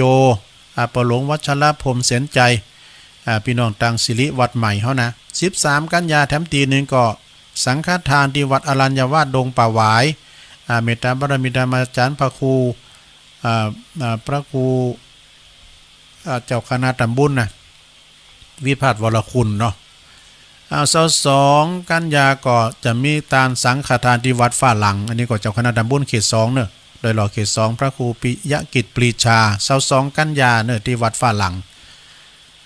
21 กันยาก็เจิญโลมทำบุญถวายสังฆทานที่วัดกู่แก้วนาคราชหลายปีกเนี่ยตำบลน้ำดิบนะหลายปีกเนี่ยนะวัดกู่แก้วนาคราช19 กันยาก็ตานตุ่นเงินที่อารามจำชมพูสำนักสงฆ์จำชมพูอาจารย์สมหมาย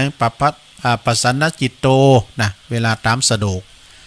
อันนี้ก็พิ้นข่าวสารงานบุญแล้วก็ญาติโยมวันพุกนี่แล้วเนอที่วัดพระป่านะวันที่1 กันยาแล้วก็2เพิ่นจะมีการเททองเทเงินหล่อหลวงพ่อทันใจวัดหลวงพ่อทันใจหลวงพ่อทันใจศรีดอนชื่นนะขนาด14 นิ้วด้วยกันเนอะซึ่งงานนี้ก็เป็นงานบุญใหญ่ทำงานหนึ่งนะที่วัดพระป่าหมู่ที่24 ตำบลดอยหล่ออำเภอดอยหล่อจังหวัดเชียงใหม่เนอะก็ไปรวมบุญกันนะที่นี่งานหลายนะโยมนะแล้วก็ต่อไปวันที่23 กันยาก็เจิญโลมทำบุญถวายสังฆทาน เปิดสมทบทุนในการบูรณะปฏิสังขรณ์ซ่อมแซมองค์พระธาตุเจ้าแล้วก็แปลงกำแพงแปลงโฮงแปลงกุฏิเสนาสนะของวัดต่างๆดังวัดต่างๆนะที่วัดบ้านขวางเนื้อตำบลหนองน้ำอำเภอเมืองจังหวัดลำพูนโดยเมตตาบารมีธรรมอาจารย์พระครูประภัสศรีลาภรณ์เจ้าคณะตำบลหนองน้ำนะเจ้าวัดบ้านขวางพระเจ้าปิ้นเจ้าภาพเล็กปูนหินดินทรายต่างๆหรือว่าจตุปัจจัยติดต่อใดที่ท่านอาจารย์เนอะเพิ่นจะมีตานวันที่23เนอะ23กันยาตานสังแล้วก็เชิญรวมทำบุญปิ้นเจ้าภาพตานผ่าป่าสมทบทุนสั่งมนดบจตุรมุขความสูงเนี่ยก็12เมตรความกว้างก็6เมตรนะกว้าง6เมตรซึ่งก็จะได้เพื่อว่าเป็นตีประดิษฐานสมณรูปเหมือนของครูบาเจ้าคำตันปัญโยครูบาคำตันปัญโยนี่อดีตสำนักเจ้าสำนักสงฆ์มอนปูอินมอนปูอินก่อนในวันที่6ตุลาเหมือนกันเนาะเดี๋ยวพอความแน่นอนเหมือนกันนะตุลุงก็ซับซ้อนเหมือนกันเนี่ย6กันยาหรือตุลาเพิ่นจะมีธรรมสัญจรด้วยนะท่านพระปลัดภพสังวโรอันนี้เพิ่นเป็นเลขาเจ้าคณะตำบลโดยเอา1กันยาก็วันพุธนี่ละที่วัดพระธาตุดอยหล่อเพิ่นจะต้านสังนะเพิ่นจะต้านสังตุลุงก็จะได้ไปตานโดยเพิ่นนะพระอธิการจิตอนาลโยเจ้าวาดเนาะ1กันยา5กันยาก็สำนักสงฆ์ไร่บกบงเปิ้นก็จะต้านสังด้วย6กันยาก็ที่วัดพระธาตุดอยน้อยที่ตุลุงอยู่เนี่ยเวลา9 โมงปิ้นต้นไปก็มากินมาตานกันตานสังเหมือนกันตานกุยตานสังเนี่ย6กันยาก็มาตรงกันด้วยนะที่วัดวังคำป่อมก็ตานสังเหมือนกัน7กันยาก็อารามตาหลอกตาหลอกเพื่อจะต้านตุ่นเงินปลงสุกเขานะปลงอันนันเขาเนี่ยปมอยเขาปสุดทัดเขาปีนานชัยก็เนาะหลายแล้วก็วันที่8กันยาก็สลากกพัฒทหารที่วัดป่าอัมพวันกรปเเพิ่นจะกินสลากกันและ8กันยาก็ที่วัดน้องผาขาวหลายปิ้งเนี่ยบ่ได้ตำบลน้ำดิบอำเภอป่าซางก็จะมีการกินสลากหากไม้3 ปีจัดหนึ่งนะพระครูสถิตสารคุณเนาะเจ้าคณะตำบลเจ้าวัดน้องผาขาว17กันยาก็ที่วัดยางกวงเจียงใหม่เฮานี่นะสถาก็ปากันไปเอาสลากโยกไปครูบาเปิ้นบูรณะถาดหลายอย่างเปิ้นบูรณะถาดเปิ้นแปลงเปิ้นพัฒนาฉะนั้นก็ไปกินไปตานกันเอาสลากโยกไปนะ17กันยาที่วัดยางกวงสลากพัด10วันที่10ทำกรรม1วันที่10เนี่ยก็เชิญบรรดาพุทธศาสนิกชนทั้งหลายตึงไปในตึงไปนอกไปรวมทำบุญฉลองอายุวัฒนมงคลสืบชะตาหลวง80 ปีของหลวงพ่อท่านพระครูอินทยานะลังสีเจ้าคณะอำเภอจอมทองเจ้าอาวาสวัดพุทธนิมิตรเปิ้นจะมีขึ้นในวันที่10กันยาเนาะฉะนั้นก็ปากันไปไปรวมมุติตาจิตสืบชะตาไปรวมมุติตาจิตอำนวยอวยโจกหลวงพ่อเฮามีอายุมันยืนยาวอยู่กัมจูปูเจ้าวรพุทธศาสนาไปเหิงเมื่อนานครูบามานี่เปิ้นเป็นคุ้นห่างหน่อยแต่ก็สูงนะแล้วแต่ว่าเปิ้นมีโรคภัยไข้เจ็บเตียวมอกระชับกระเฉงมีโรคภัยไข้เจ็บหยังนะหลวงพ่อเปิ้นโฮมต้านฟังหลวงพ่อท่านพระครูสาธุกิจจนันท์เปิ้นอู่กับตุลุงนะหลวงพ่อเปิ้นโฮมตานนะเปิ้นโฮมต้านแต่กะวันที่10กันยาที่วัดพุทธนิมิตรนะตั้งแต่นดอกไม้ปะกันแม่อัมพรแม่แดงตุลุงก็จะไปรวมมุติตาจิตไปทำบุญกับหลวงพ่อตุยเนาะ10กันยาที่วัดพุทธนิมิตรนะเชิญทำบุญทำงานหนึ่งก็งานฉลองอายุวัฒนมงคลครบ46 ปีของท่านอาจารย์พระครูรัตนวรรณสาธรครูบาเจ้าไกลลาภรัตนวรรณโนในวันอาทิตย์ที่22กันยาเพิ่นจะมีถ่ายชีวิตโคกระบือตัวโคกระบือตัวละ 30,000 โยมเนาะแต่มีคุณเพิ่นมาบริจาคเพิ่นมากันหลายเฮาถึง 30,000 ก็30 บาท100 บาทหยังก็แล้วแต่นะโยมนะ100 บาทก็30 บาทก็นี่ตัวนึงละเอาตัวนึงก็ 30,000 งูควายแปลงนะโยมเนาะมีซอของละครซอคณะลูกแม่ปิงแม่ครูบัวชุมอินถาเขาเพิ่นจะไป ซอเรืองกำผ้าโบตองโดยมีประกวดที่ดาช้างโดยนะสถานที่ก็พุทธสถานอุโบสถวัดดอนตองเนอะนะไปกันหลายๆก็ออกง่ายนะเขาไปตั้งคุณตั้งลงนะคุณตั้งใหม่นะอยู่หิมคุณตั้งอาหารจะถี่แล้วเนาะสถานเนาะเจิญลมกิจกรรมอันนี้ก็ทำสัญจรปุ่น6 ตุลาเป็นกันเนาะถ่ายทอดเสียงตัวที่ปุ่นนาตีวัดสำนักสงฆ์ม่อนปูอินเนอะอันนี้ก็ตั้งอาจารย์เปิ่นบอกมางานต่อไปก็เจิญโดมทำบุญสนาญาติโยมทั้งหลาย15 กันยาก็ที่วัดปากล่องเนอะเพิ่นจะมีการตั้นสังเวลา9 โมง13 กันยาก็วัน12 ปีก็ที่วัดดอนจืนเนอะตำบลเดียวกันน่ะดอยหล่อเฮาเนี่ยนะ9 โมง13 กันยาก็ที่วัดพระธาตุโค้งขาวก็เวลา9 โมง21 กันยาก็เพิ่นจะมีการสังฆทานถวายสังฆทานที่วัดโบสถ์น้ำดิบนะพระเจ้าประทับสังก็ชุดใหญ่สังพระก็500สังน้อยสังเน้นก็300 บาทเนอะ21 กันยาก็สลากพัฒทหารที่วัดม่อนห้วยแก้วนะตำบลเดียวกันเนี่ยนะอำเภอดอยหล่อ21 กันยาเนอะที่วัดม่อนห้วยแก้ววัดของอาจารย์พระครูกัลยาณปราโมทย์อาจารย์สมหวัง13 กันยาสลากย่อมของพี่น้องเจ้ายองหนึ่งเดียวในโลกใหญ่ที่สุดในโลกนี่สลากตุ่นหมื่นนะโยมนะที่วัดพระธาตุโลงเวงละปูนเนอะวัดพระธาตุอริปุญชัยในพระเดชพระคุณท่านเจ้าคุณพระเทพรัตนนายกเจ้าคณะจังหวัดละปูนเนาะพร้อมด้วยคณะสัตยาทุเจ้าในเมืองละปูนไปหมดละปูนเชียงใหม่นะเอาทุเจ้าเป็นปั้นตุนนะถึงพันเนนโยมนะเพิ่นก็มีซอดโดยไปพอเนอะหนึ่งเดียวในโลกเพิ่นออกพระโทรทัศน์พุ่นน่ะ13 กันยาทั้งตีกับวัดดอยสุเทพนะวัดพระธาตุดอยสุเทพเพิ่นก็จะมีเดิน12 ปิงเหมือนกันเนอะเดิน12 ปิงเหมือนกันนะฮะวัดของพระเดชพระคุณพระธรรมเสนาบดี13 กันยาเนอะ13 กันยาทั้งตีกับวัดเหล่ายาวใต้นี่ตุลุงก็จะไปบ้านหุงเนอะพระครูสังฆลักษณ์สมบัติอภิรัมมณีโยเพิ่นจะมีสลากพัฒทหารเดือน12 ปิงแล้วก็ตอนบ่ายก็ไปวัดพระธาตุลงเวงละปูน7 กันยาก็ตานตุนเงินที่วัดเราดูเนอะตำบลหนองโยงอำเภอเวียงหนองล่องนะ7 กันยา1 กันยาก็สังฆทานที่วัดใหม่ป่าฝางตำบลน้ำดิบอำเภอป่าสร้างเนอะแล้วก็13 กันยาก็ที่วัดมะครับทองไร่ดงตำบลน้ำดิบอำเภอป่าสร้างเหมือนกันเนอะแล้วก็วัดเราเป่าเปิ้นก็มีการตั้นสังในวันที่1 กันยายนพุกนี้เหมือนกันเนอะและเปิ้นจะหล่อพระเจ้า3 องค์โดยที่วัดเราเป่าเนอะงานบุญใหญ่ทั้งตีหนึ่งนะครับท่านพระครูประหลัดสุรศรียานาสยโยเจ้าวัดฝากประกาศมาแล้วก็จะไปดื่มกันนะโยมเนอะอันนี้ก็เป็นงานแถมงานหนึ่งแต่ไว้งานครูบาอาจารย์เนาะเจิญโลมทำบุญวาระเจริญอายุวัฒนมงคล73 ปีของเมตตาบารมีธรรมหลวงพ่อท่านพระครูอาทรวิสุทธิคุณครูบาบุญตันเนอเจ้าคณะอำเภอหางดงเจ้าวัดหนองตองในวันที่7เด้อที่7 กันยายนโยมนะ7 กันยาวันที่6เพิ่นก็ทำบุญทักษิณาเนอะไผจะไปรวมปิ้นเจ้าภาพสังไผจะไปปิ้นมุติตาจิตปักตุ่นไปก็ได้เนอะโยมเด้อปักตุ่นไปแล้วก็ตุเจ้าครูบาอาจารย์นี่พระมหาเถระปิ้นหิม200นะวันที่6นะก็เปิ้นทำบุญทักษิณาให้ก่อนที่7เนี่ยก็สืบจัตตาลงเนอะเอาโฮงตันไปเปิดกันไปมอบชอดอกไม้ไปหือกำลังใจนะ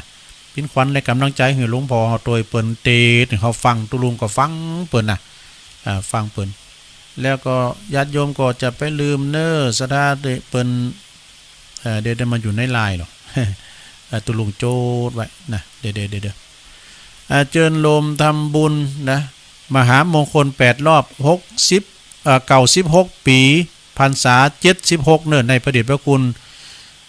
พระพรหมมงคลวินะหลวงปู่ทองเขาเนื่อง18 ถึง 22 กันยาเนอะ18 ถึง 22 กันยา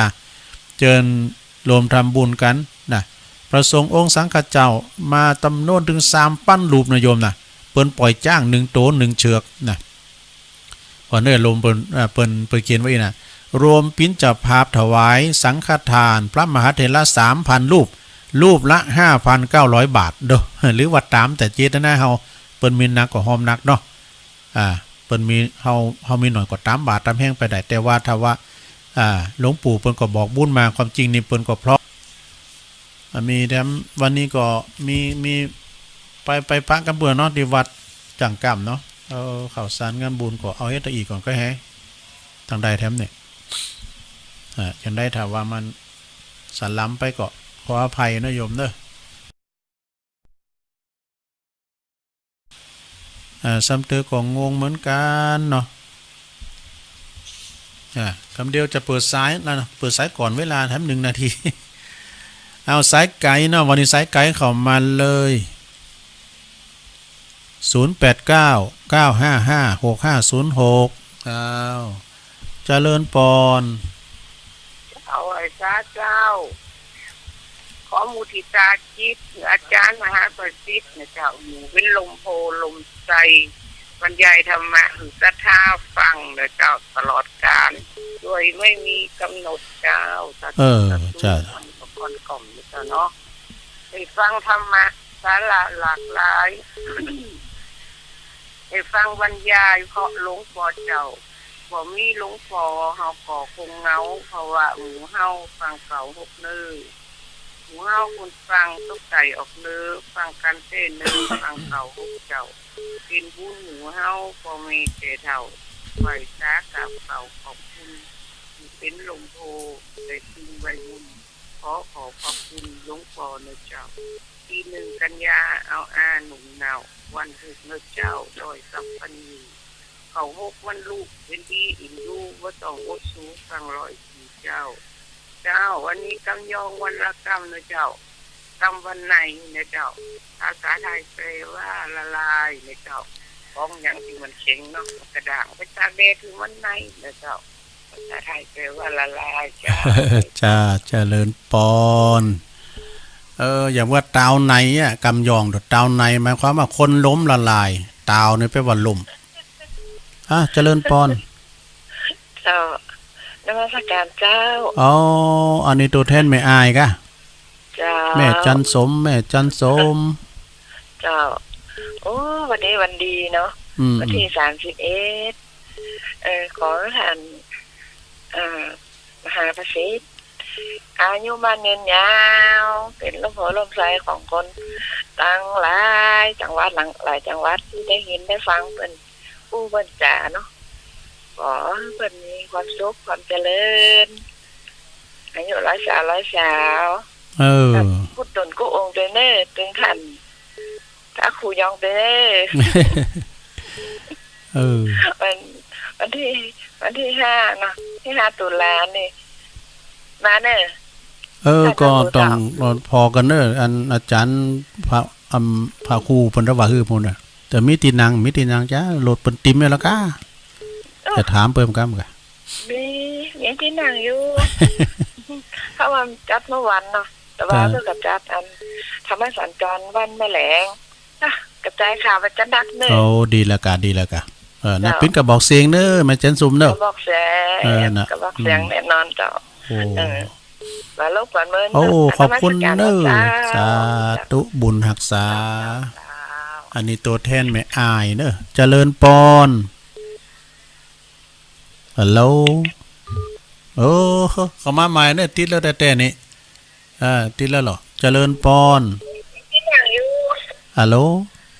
ครับได้ยินแล้วสั่งบรีวิทยุอยู่ขอไว้สาธารเจ้า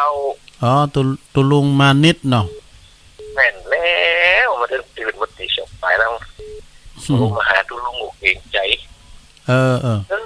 วันนี้ตุลุงไปบนวัดจังกำเนาะครับไปจังกำครับพวกนี้ไม่ได้ไปเนาะวันพวกนี้ก็เป็นรองเจ้าคณะพาดอาจารย์เนาะครับแต่วันนี้ผมก็ถูกไปแล้วเขาคงเกินออกจากวัดจากบ้านไปแล้วเนอะหมดก่อนเข้ามงบอกคณะญาติโยมติดเปิดวิทยุบางตู้เจ้ายองเจ้านี่นะผูกรถตู้จะข้ามสถานต่างๆทางเงินเหนือขึ้นมาถึงไม่แดงแล้วก็จะออกต่างปัดต่างประป่องร่องไว้ต่างก่อสร้างบนเนอได้สักตัวเนาะขอบคุณเนอทุกคนไก่หน่อยเลี้ยงมาได้ก็ได้ในส่งนะมีกันมีอันนี้ส่งเลี้ยงสัตว์โอ้โหเข้าถึงวันละ5 ตัวนั่นนี่มี7อันมันจะอาหารผีได้อาหารหัวหน้าทั้งบ้านก็หอนะข้ามมาก็หอนะมันไปเดียวเดือน12เนาะมาถึง ปล่อยเรียกวันแวนเนาะ เล่งไปกะโทอันนี้ก็มันบางโต๊ะนี่มันก็เฒ่าละบางโต๊ะมันก็หนุ่มอ้าวยินดีเน้อตุลุงเน้อบุญรักษาไหวสาครับหลวงพ่อมานิดเจริญปอน ได้แต่เจ้าบ้านนองหลวงเด้อ อ๋อ จะมาติดแบบแล้ว แม่สีพันธุ์เนาะ เจ้าเข้าใจดีเสียงเพิ่นก็ใส่เจ้ว โอ้สาธุ เพิ่นทอมตัวเพิ่นว่าเสียงมันดีโอ้ยเสียงม่วน โอ้ตุลุงเนี่ยผมจะให้มันดีนะเป็นนักร้องเก่าด้วยสมัยเรื่องควาย แม่น นักร้อง เจ้า นักร้องนำวงออฟบัฟฟาโลเจ้ากำลังใจนะฟังธรรมติแจมแล้ว ยินดีเนอ เจ้าได้สวดมนต์กับเพิ่น โอ้ เจ้า ดีกะ ม่วนดีเตะดีแว่ชิ้นใจกันแน่เนอฝนก็ตกแต่เจ้าแต่เจ้าแต่ มันฝนตกย้ำเจ้าบึดมันก็เอินละนะหลามากก็เอินละไปกินไปตานขั้นมนสาธุแม่สีพันธุ์บ้านหงโลงเน้อนี่นะเป็นแฟนคลับทุกรายการเจริญปอน ไปจัดจ้าจะรู้แม่ปานีอ่ะ อ๋อแม่ ก็ ปรา รู้เขาว่าวัน ณี นี้ใส่เกยด้วยใส่เกยนี่ นะคะโอ้สุมาเด้อ แต่ว่าแม่เรามาได้โทรฮะน่ะ โอ้แต่ แม่ สัญญาไม่แน่นอน ที่แม่สาวฮะน่ะเพิ่นมาก่อนกูเตื้อนะกันบ้าน เป็นว่าสายไก่อะวะเนี่ยได้ลำดับโอ้สุมาเด้อ แม่ผมจะได้โทรเนี่ย แม่ให้กำลังใจตัวลุงเด้อ โอ้ก็ดีอะกะ ลูกจะแม่ตีช่องเด้อฟังตัวลุงนะผูนะบ้าฝนมันเนี่ย ฝนตกดีแต่กะ โอ้ฝนแต่ฝนบ่ได้กระตกหั่นละหรอเอาห่างๆงั้นเนาะ มันตกย่ำคืนได้กะเดียวมันก็ กัน เกิ แล้ว น ก็นี่แหละตัวลุงนี่มันขี้ลืมได้กัน ขี้ลืม แต่แม่สาวนี่ออกก่อนกูเตี้ยน่ะ สูงได้ไหมพองเนาะสูงได้ไหมพองเจ้า โอ้นะขึ้นอยู่อันนี้ละเด้อสบายใจละตัวลุงให้กำลังใจตัวลุงเด้อ สาธุ ได้ สาธุ จ้าเจ้าวันนี้มันจะไปม่วนเนาะ แม่นะโอ้ขอบคุณแม่ปราณีเนอตัวลุงมาเนี่ยมัน40ลืมหน้า60ลืมหลัง เจริญปอน ไม่สาวเจ้า โยมอยู่ตั้งใด โยมอยู่ปะคอยใต้ อันนี้แม่แดงใช่กะ เจ้า แม่แดงดอยป่าโคง ดงปะคอยใต้ ดงป่าคอยไต่เนาะ เจ้า ฟังเจ้าแล้วกะ ฟังกับเจ้าตั้งเมื่อตี3ละยังไปขายห่วมล่ะกะ น่ากะ เจ้าตุลุงว่าปิงนั่นเป็นเดือนเปงกะ เดินเปงนะกะ12ปิงนี่นะ แต่ลืมบอก มันว่าเหมือนกันเนาะ เดือน12ปิงเนี่ยนะ ปิง ก็คือปิงนี่มันเป็นจะได้เนาะ ได้แปลงเดี๋ยวเข้าใจแล้วเนาะ12ปิงนี่นะเดินเปง เจ้าวันนี้ก็ได้ฟังกับน้องใหม่นะคะด้วยมาเจ้านักการเบิดจะได้ขอปะโตกับอาจารย์วิศวัตรนะครับนะขอเปิดแปลงแอปของแอครับแปลงแอปวันนั้นก็ไปโบสถ์ก็วัดก็คืออาจารย์พระครูอภิวัตรว่าผู้อำนวยการเฮานะผู้อำนวยการเฮาก็ลืมมั้ยเนี่ยเฮาขี้ลืมเนี่ยเฮามาหือตุเจ้าน้อย2ตุนก็วันเน็ตได้นะกันเอากันในปุตูมอกติทำผูกนี่ก็มันได้โอ้บ่ละมาได้ก็เยอะมันเข้าไม่ได้ลุงนี่เป็นไทยหรอกมันเข้าไม่ได้นะหมดปัญญาผมแล้วนี่เอายินดีเนอะแม่แดงเนอะดอกตะล่อมกำลังใจเนอะลูกเจ้าฟังเจ้าเดี๋ยวไปขายข้าวนึ่งข้าวสารละเจ้าโอ้เตี่ยโอ้กันแม่นไขมันเนอะเจ้าสาธุบุญรักษาเขาก็แป้งเนอะกิโล50กันนี่ว่ากับอูกับแม่บุญเนาะแม่บุญกาดกล่อมแม่บุญนี่เปิ้นเป็นคุณนี่นะอินตะขินป่าสร้างเป็นคุณยองเหมือนกันเจริญปอนแม่สาเจ้าเนื่องจากโพสต์แม่หมอน้อยแม่หมอแม่บุญพินมาได้ฟังตุลุงสอนที่ครบหัวหมองขวามาเดิมมาได้สักขวาแล้วเนาะโอ้มันไหนแล้วปะโตแต่ตุลุงนี่ได้อยู่นะเขียวเศร้ายังบอกด้วยนี่อันนี้ได้อยู่ได้ทั้งหน้าสองข้างหมดเลยจะได้ใช้ประโยชน์ไว้กี่เข้ายกนั่นน่ะ เป็นกำลังใจทุกลูก ได้เข้าเฝ้าพระเจ้าด้วยกันเข้าพระ โอ้ เจ้าด้วยกัน ดีกะ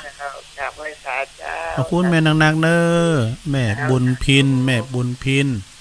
โรงพยาบาลลันนาเด้อเพิ่นก็โทรมาคือกำลังใจกูกรรมเจริญปอน้องเบลมาละ ไว้สาเด้อ น้องเบลได้ยินแล้ว ครับนมัสการเจ้านะครับ ว่าไปเลย วันนี้ในๆก็จะเป็นวันวันมงคลของวันพระครูพระธรรมเสนาวีแล้วเนาะขออวยพรให้พระครูอยู่ด้วยกันเหมือนเนาะหลวงพ่อนะครับก็พ่อพระธรรมเสนาวดีเนาะถ้าบ่มีหลวงพ่อก็บ่มีขึ้นว่าดอกสุเทพเนาะ แม่น่ะถูกต้องกะ ขออวยพรให้หลวงพ่อมีสุขภาพแข็งแรงนะครับแล้วก็เป็นลมโพลมไซของพระพุทธศาสนาต่อไปเนาะรวมไปถึงตู้ลุงไตเนอร์ โอ้ขอบคุณท่านมหาประสิทธิ์เด้อกะวันเกิดเพิ่นตัว นี่ท่านพระมหาบัณฑิตโดยรื้ออยู่วันพระพุทธศาสนาไปเมือนเนาะวันนี้วันเกิดท่านเนาะไอหารยะวะวงแก้วด้วยยะวะใจแก้วด้วยไอหารเดาพุ่นเอางดหน้าก็เต็ด แต่ว่าใจแก้วใจเนาะขอบคุณน้องเบลเด้อครับเราก็จะครับเดี๋ยวจะไปประตูเชียงใหม่ละเจริญปอในนักร้องเหมือนกันเด้อน้องเบลเป็นนักร้องดอกเงาเสียงหลายเสียงด้วยกันเจริญปอนเจ้าไว้จานะเจ้าเมลี่อ่ะเจ้าเมลี่ห้วยทกเจ้าฟังอยู่นะเจ้าอ๋อมาสายไก่เฮามาเด้อนะมาสายไก่เจ้ามันตุลุงมันขี่ลืมเอ้ยนี่กันมีแม่ปานนี้ก็ลืมแล้วกันมันจดว่าวันนี้สายไก่แต่มันก็ศูนย์กันไม่พองน้ำพี่ยังแต่เน้นนักตั้งเฮาเนี่ยไปไม่ได้โทรมาก็โทรมาเนาะแต่ไม่ยินปินตาอุ่นน่ะตัวแทนดังร้องกวาวส่งกระแสเสียงไปได้แม่สวยไล่เด้อกิตติวงศ์เปิ้นออกของยามาปันหอมปันหายในปีเด้ออยู่ดีมีสุขเนาะพี่น้องตั้งนำดิบน้อยฮะพอเสียวไส้เด้อพอเสียวไส้เล็กกันทาฮะเพิ่นเกิดจากวันเกิดนะเจ้าที่ไหนแม่น่ะวันนี้กะแม่อวยพรเนาะท่านมหาประสิทธิ์อ่ะเพิ่นมีสุขภาพแข็งแรงนะเจ้าอ่ะกะคู่รายการนี่เมืองนะเจ้าตะคืนก็ฟังเพิ่นเหมือนกันน่ะกะตุลุงก็ฟังจนจบเด็กเบอร์เพิ่นบ่ตามสถานะเจ้านั่นฟังอยู่นะเจ้าขอบคุณแม่ลินักๆเด้อเนาะห้อยทกไปกับเพิ่นน่ะวันเนี้ยเป็นหยังไปอยู่กับส่งใจไปก็แล้วกันบึดถ้าฟังกันถ่ายทอดเด้อน้องเจจะถ่ายทอดนะเจ้า7 โมงก็ลืมละขอบคุณแม่ลิเด้อห้อยทกเจริญปอนไว้จ้าเจ้าเจโฮมมาแล้วแม่จันฟ้องเจ้าโอ้ยปอนคือท่านมาหาหน่อยเนาะเจ้าของท่านมหาประสิทธิ์อยู่กับพระพุทธศาสนาต่อไปยืนนานสาธุสปีมกสปีติโยวินาสันตุก็เป็นนานเก่าจะเป็นคนนอนวัดใช่ไหมยิ้มได้บันไดนอนเห็นบ่มีใครบ้านเป็นยังแม่จันฟ้องเนาะขอท่านมหาประสิทธิ์อยู่ดีมีสุขอยู่กำจูศาสนาไปหมื่นๆนี่เนาะเจ้าเพิ่นไทยถอนออกถ้าฟังเด้อถ้าฟังสถานีไหน91เนี่ยกะ91หมดสิทธิ์นี้หมดสิทธิ์คำสร้อยเป็นยังฟังแต่ F เอาอ้อเด้อก็ฮู้ผมได้ยินนะแต่เจ้านี่ฟังแต่ F เอาอ้อ96นี่มันคือวันอินเทอร์เน็ตเปิ้นรุดอ่ะเปิ้นจะได้ฮู้นะแต่คืนมาแล้วแม่มันฝุ่นตกให้กันนะฝุ่นต้องทำใจนะไหลมาดี90ไหลมาคืนวัดไฟหินเด้อเจ้า104.50อาจารย์วิศวัตรไฟยาแล้วก็นอนมันบางเป็นหยังวันหน้าวันตาจะมีอยู่เนาะยินดีแม่จันฟ้องเด้อแจ้โฮมลำปางเนาะสักวันน่ะไม่เอาหานี่เฮ็ดหยังเฮ็ดโซโล่เนาะเฮ็ดโซโล่ก็เฮ็ดเหลืองอ่ะเฮ็ดโซโล่ตั้งคุณยองว่าเฮ็ดเหลืองน่ะมงโกงทางเมืองคุณเมืองว่าเฮ็ดไข่ห่านนี่ไข่ห่านยินดีแม่จันฟ้องหนักๆเด้อบุญรักษา อู่กันไปเจริญปอนโอ้อย่าเต็กผมไปอ่ะโหลตาโหลติดแล้วแม่จันฟ้องอยู่กะโอ้เดี๋ยวในมาเต็กผมไปนี่แม่จันฟ้องยัน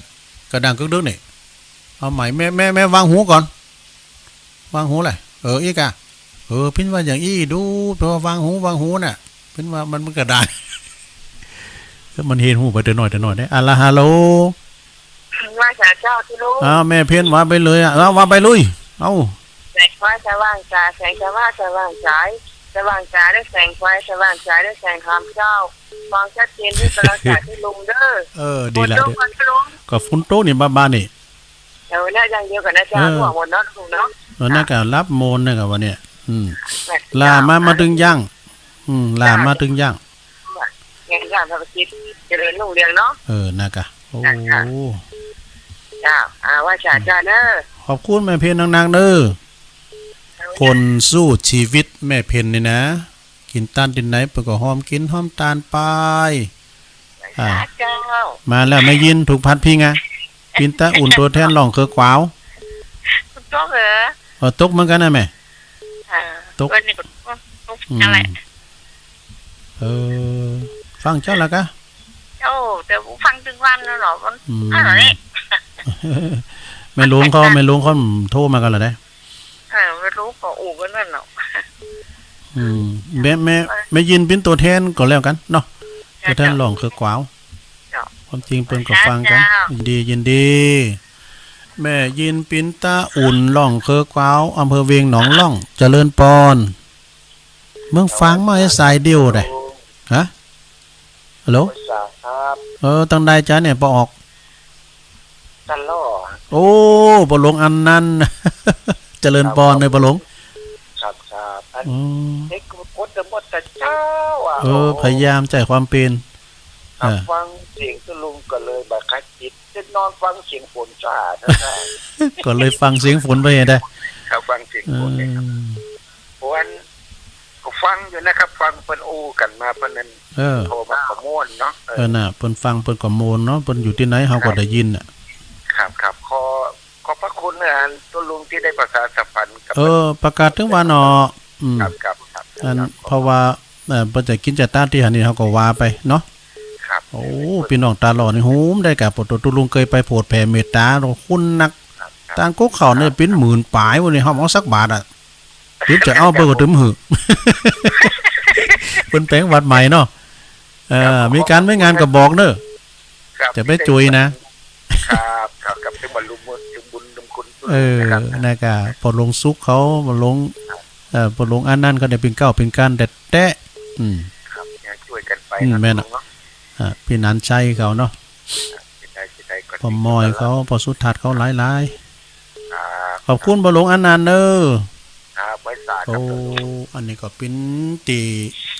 ญาติผู้ใหญ่เฮาแม่นทันนึงเด้อเพิ่นมาถึงวัดถึงว่าเอาโมงเอาหยังมาหือนี่เอาอันตุลุงเอาของขมมาเฮือเด้อบ่แม่นมันอันไหนเนี่ยมาพอพื้นว่าพักหอยวะเจริญปอน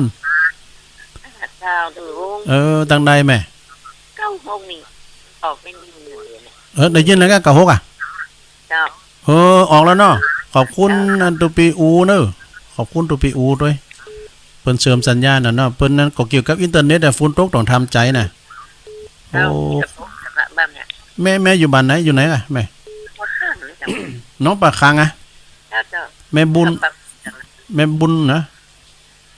คำปันรุ่งเรืองแม่คำปันน่ะคำปันรุ่งเรืองเดี๋ยวนี้หมายความว่า96ดีแล้วเนาะเจ้าโอ้ยินดีกับแม่นางๆอ่ะจะขอบคุณหลายๆแม่คำปันรุ่งเรืองนามสกุลเดียวกับจ่าสิบเอกอำนาจรุ่งเรืองเนาะเจริญปอนไปสาครับลุงโอ้จอมหยุดมาแล้วใช่ไปต้องทำกันโอ้เสียงเหมือนกันนึกว่าจอมหยุด2แผ่นดินอันนี้ไอโควิดจะขออนุญาตประกาศอันในนามที่เพิ่นร่วมเป็นเจ้าภาพถวายที่ดินเพื่อท่านพระมหาปฏิบัติหน่อยหลังถ้ำเอาเลย อันก็ได้นี่ใหม่มีศรัทธาต่อถาวรแม่ชันกันตูนบ้านสีเตี้ยเพื่อนร่วมเป็นเจ้าภาพถวายที่ดิน1 ตารางเมตร200 บาทและก็ยังใหม่มีศรัทธาแม่จันทาสิริลำปางบ้านสีเตี้ยก็ร่วมทำบุญเป็นเจ้าภาพถวายที่ดินทำ200 บาทแล้วก็มีป้อแก้วแม่บัวจันสุราไม้บ้านสีเตี้ยร่วมทำบุญถวายที่ดิน100 บาทแล้วก็ยังมีแม่จันทาพร้อมกับเพื่อนและญาติที่ขายกล้วยทอดบ้านสีเตี้ยร่วมทำบุญวัดจางกรรม60 บาทการอนุโมทนาทุกคนโอ้ยินดีไอโควิดเนอร์โดยหลังถ้ำนะอวยพรอวยชัยกับท่านพระประสิทธิ์ธรรมพินันโทวัดจางกรรมขอคุณพระศรีรัตน์ไปในสากลโลกโดยมีพระบรมธาตุดอยสุเทพจังหวัดเชียงใหม่และก็มีพระธาตุศรีอริพุนชัยจังหวัดลำพูนของเราเป็นต้นเป็นรากขอให้ช่วยมาปกปักปกห่มรักษาขอให้ท่านพระมหาประสิทธิ์มีอายุมั่นยืนยาวได้120 กว่าปีเป็นร่มโพร่มไทรของพ่อแม่พี่น้องศรัทธาได้มาจัดรายการตั้งขึ้นที่ข่าวของเขาตลอดไปนานเกินสาธุอันนี้เป็นคำปอนของไอโควิดเนอร์โดยหลังถ้ำเนาะขอบคุณเนอร์เจริญปอนเจ้าโยมพิสมัยเจ้าแต่มื้อจะไปลืมไปเจออาจารย์พระครูสุบงสุวัฒน์เนาะเปิ้นก็ฟังหั่นน่ะเจ้ากลัวลืมมีอยู่หลายลืมเปิ้นจะมาอยู่แล้วก็บึดถึงปะกันที่หั่นก็ยังฮู้จักกันนั่นเนี่ยเปิ้นก็ฮู้จักตุลุงแต่ตุลุงนี่มันจำง่ายพอที่โหน่ะมันก็เหมือนอย่างสอนรามน่ะแล้วก็เฮานี่ก็ฮู้จักเปิ้นน่ะบึดถึงมันถามอันนั้นลืมบอกตุลุงไปว่าเบอร์โทรว่าเป็นหยังเป็นหยังอ้าวยินเป็นหยังบึดถึงปะกันยินดีเด้อเจ้าโยมจากแม่ริมนะนี่ก็เป็นดีเจเหมือนกันว่ะเจริญปอนโอ้มาแล้วพี่น้องตังเมืองกลางป่อบุญมีเหลืองบันดังแล้วฮะบันดังบันดังมั้ยล่ะฮะบันดังบันดังกะคืน91เท่านี้นะบัดใจไหลบัดแตดกาตุลุงเปิดฟังตะนองอบๆหั่นนี่ ดังหั่นนี่ดังตุลุงก่อนตึงฟังดูนั่นนี่ไหลมันแตดเสียเวลาพอจบเวลาแล้วเนี่ยเปิดมันดังฝุ่นน่ะกะน่ะมันได้ยินนะอันนี้ก็ตกเหมือนกันน่ะตกหน่อยๆนี่นะยินดีเลยปอบุญมีเนอะเจริญปอนดีใจปอบุญมีไหลมันเต็ดเนอะไหลมันเต็ดเจริญปอนเจ้าไว้สาเจ้าตุลุงมันละแม่เอื้องไพรชัยยองบันดุงฤาษีเจ้าฟังอยู่วันนี้มาเนาะไปไปเจ้าโอ้เดียเจ้าขอให้วันมันเกิดขึ้นอาจารย์ประสิทธิ์มาเจ้าว่าไปเลยท่านมีอายุยืนนานเจริญในธรรมมันจัดรายการขึ้นสีขาวได้ฟังตลอดไปแล้วก็เป็นได้สุดอันเปิ้นก็ได้สุดไอ้ขึ้นสีขาวได้หูได้ฟังสิ่งที่บ่ได้หูบ่ได้บ่หูก็ได้หูแม่เนาะแม่ท่านอยู่ดีมีสุขอายุยืนนาน120 ปีนะเจ้าเป็นนามที่ดีเจ้าขอบคุณเนอะตุลุงไปนะเจ้าสาธุขอป้อนอดิสะทอนไปหาโยมตัวเนอขอป้อนสะทอนไปหาโยมตัวเจริญปอนสายที่19แถม2สายเนาะไปสาติกสาวตั้งได้แม่สาอันฝางเจ้าโอ้เมืองฝางมาทำแล้วหั่นบ้านนั้นได้ไหมนั่นแม่มาวขี้เล็กเจ้าแม่มาวอ่ะชื่อแม่มาวอ่ะฮะบ้านแม่มาวแม่มาวขี้เล็กตำบลมันปิ่นขี้เล็กเนาะเจ้าตำบลมอนปิ่นนี่เจ้าตำบลมอนปิ่นไกลครับพระพุทธบาทอันเศร้าวาก่อนอุดมก่อนไกล เจ้าประมาณสัก300เจ้า โอ้ผมจะไกลกันลูก เจ้า แม่ฟังเจ้าแล้วก้า เจ้าฟังเจ้าแล้วเจ้า วันที่หาไปปะกันเด้อ เจ้า วันที่หาตุลา ที่เปิ้นจะไปทำบุญกันวันนี้ก็ขออนุโมทนาบุญกุศลกับเปิ้นด้วยนะเจ้า โอ้ดีแล้วโอ้เดินทางปลอดภัยเหมือนกันหมดเนาะ เจ้า สาธุสาธุแม่มาวขีดเล็กตัวแทนพี่น้องต่างเมืองฝางเด้อตำบลมอนปิ่นเอาด้านซ้ายสุดท้ายเอาโอ้50แล้วนี่เต้นเนี่ยก็ให้10เก่าซ้ายเอามาแล้วบุญมาหยุ่นเอาเจริญปอนซ้ายสุดท้ายฮัลโหล จ้าไว้กาช่าง อ๋อแม่ไหนอยู่ไหน ตกเกียด อ๋อแม่บุญปันมาปิดท้าย ฟังเจ้าแล้วเนาะ จ้าฟังจากเจ้าแล้วจ้า ดีกะท่านเอาเลยผู้ของคือสีขาวตลอดไป ดีกะ มันยินยาวครับ ตุลกตัวนะจ้า โอ้ขอบคุณตับปะลึขอป้อนนี่จุงย้อนไปหาแม่บุญปันลำปันโรยซื้อหวยก็ขอมันถูกเด้อ มีลูกก็ขออยู่รอยฟังกรรมตัวลุงนำรายการจากราชสตาเยอะอันทวนสายกันสายแลก็ตามเคยแม่น้อยกาดนัดเปิ้นก็มา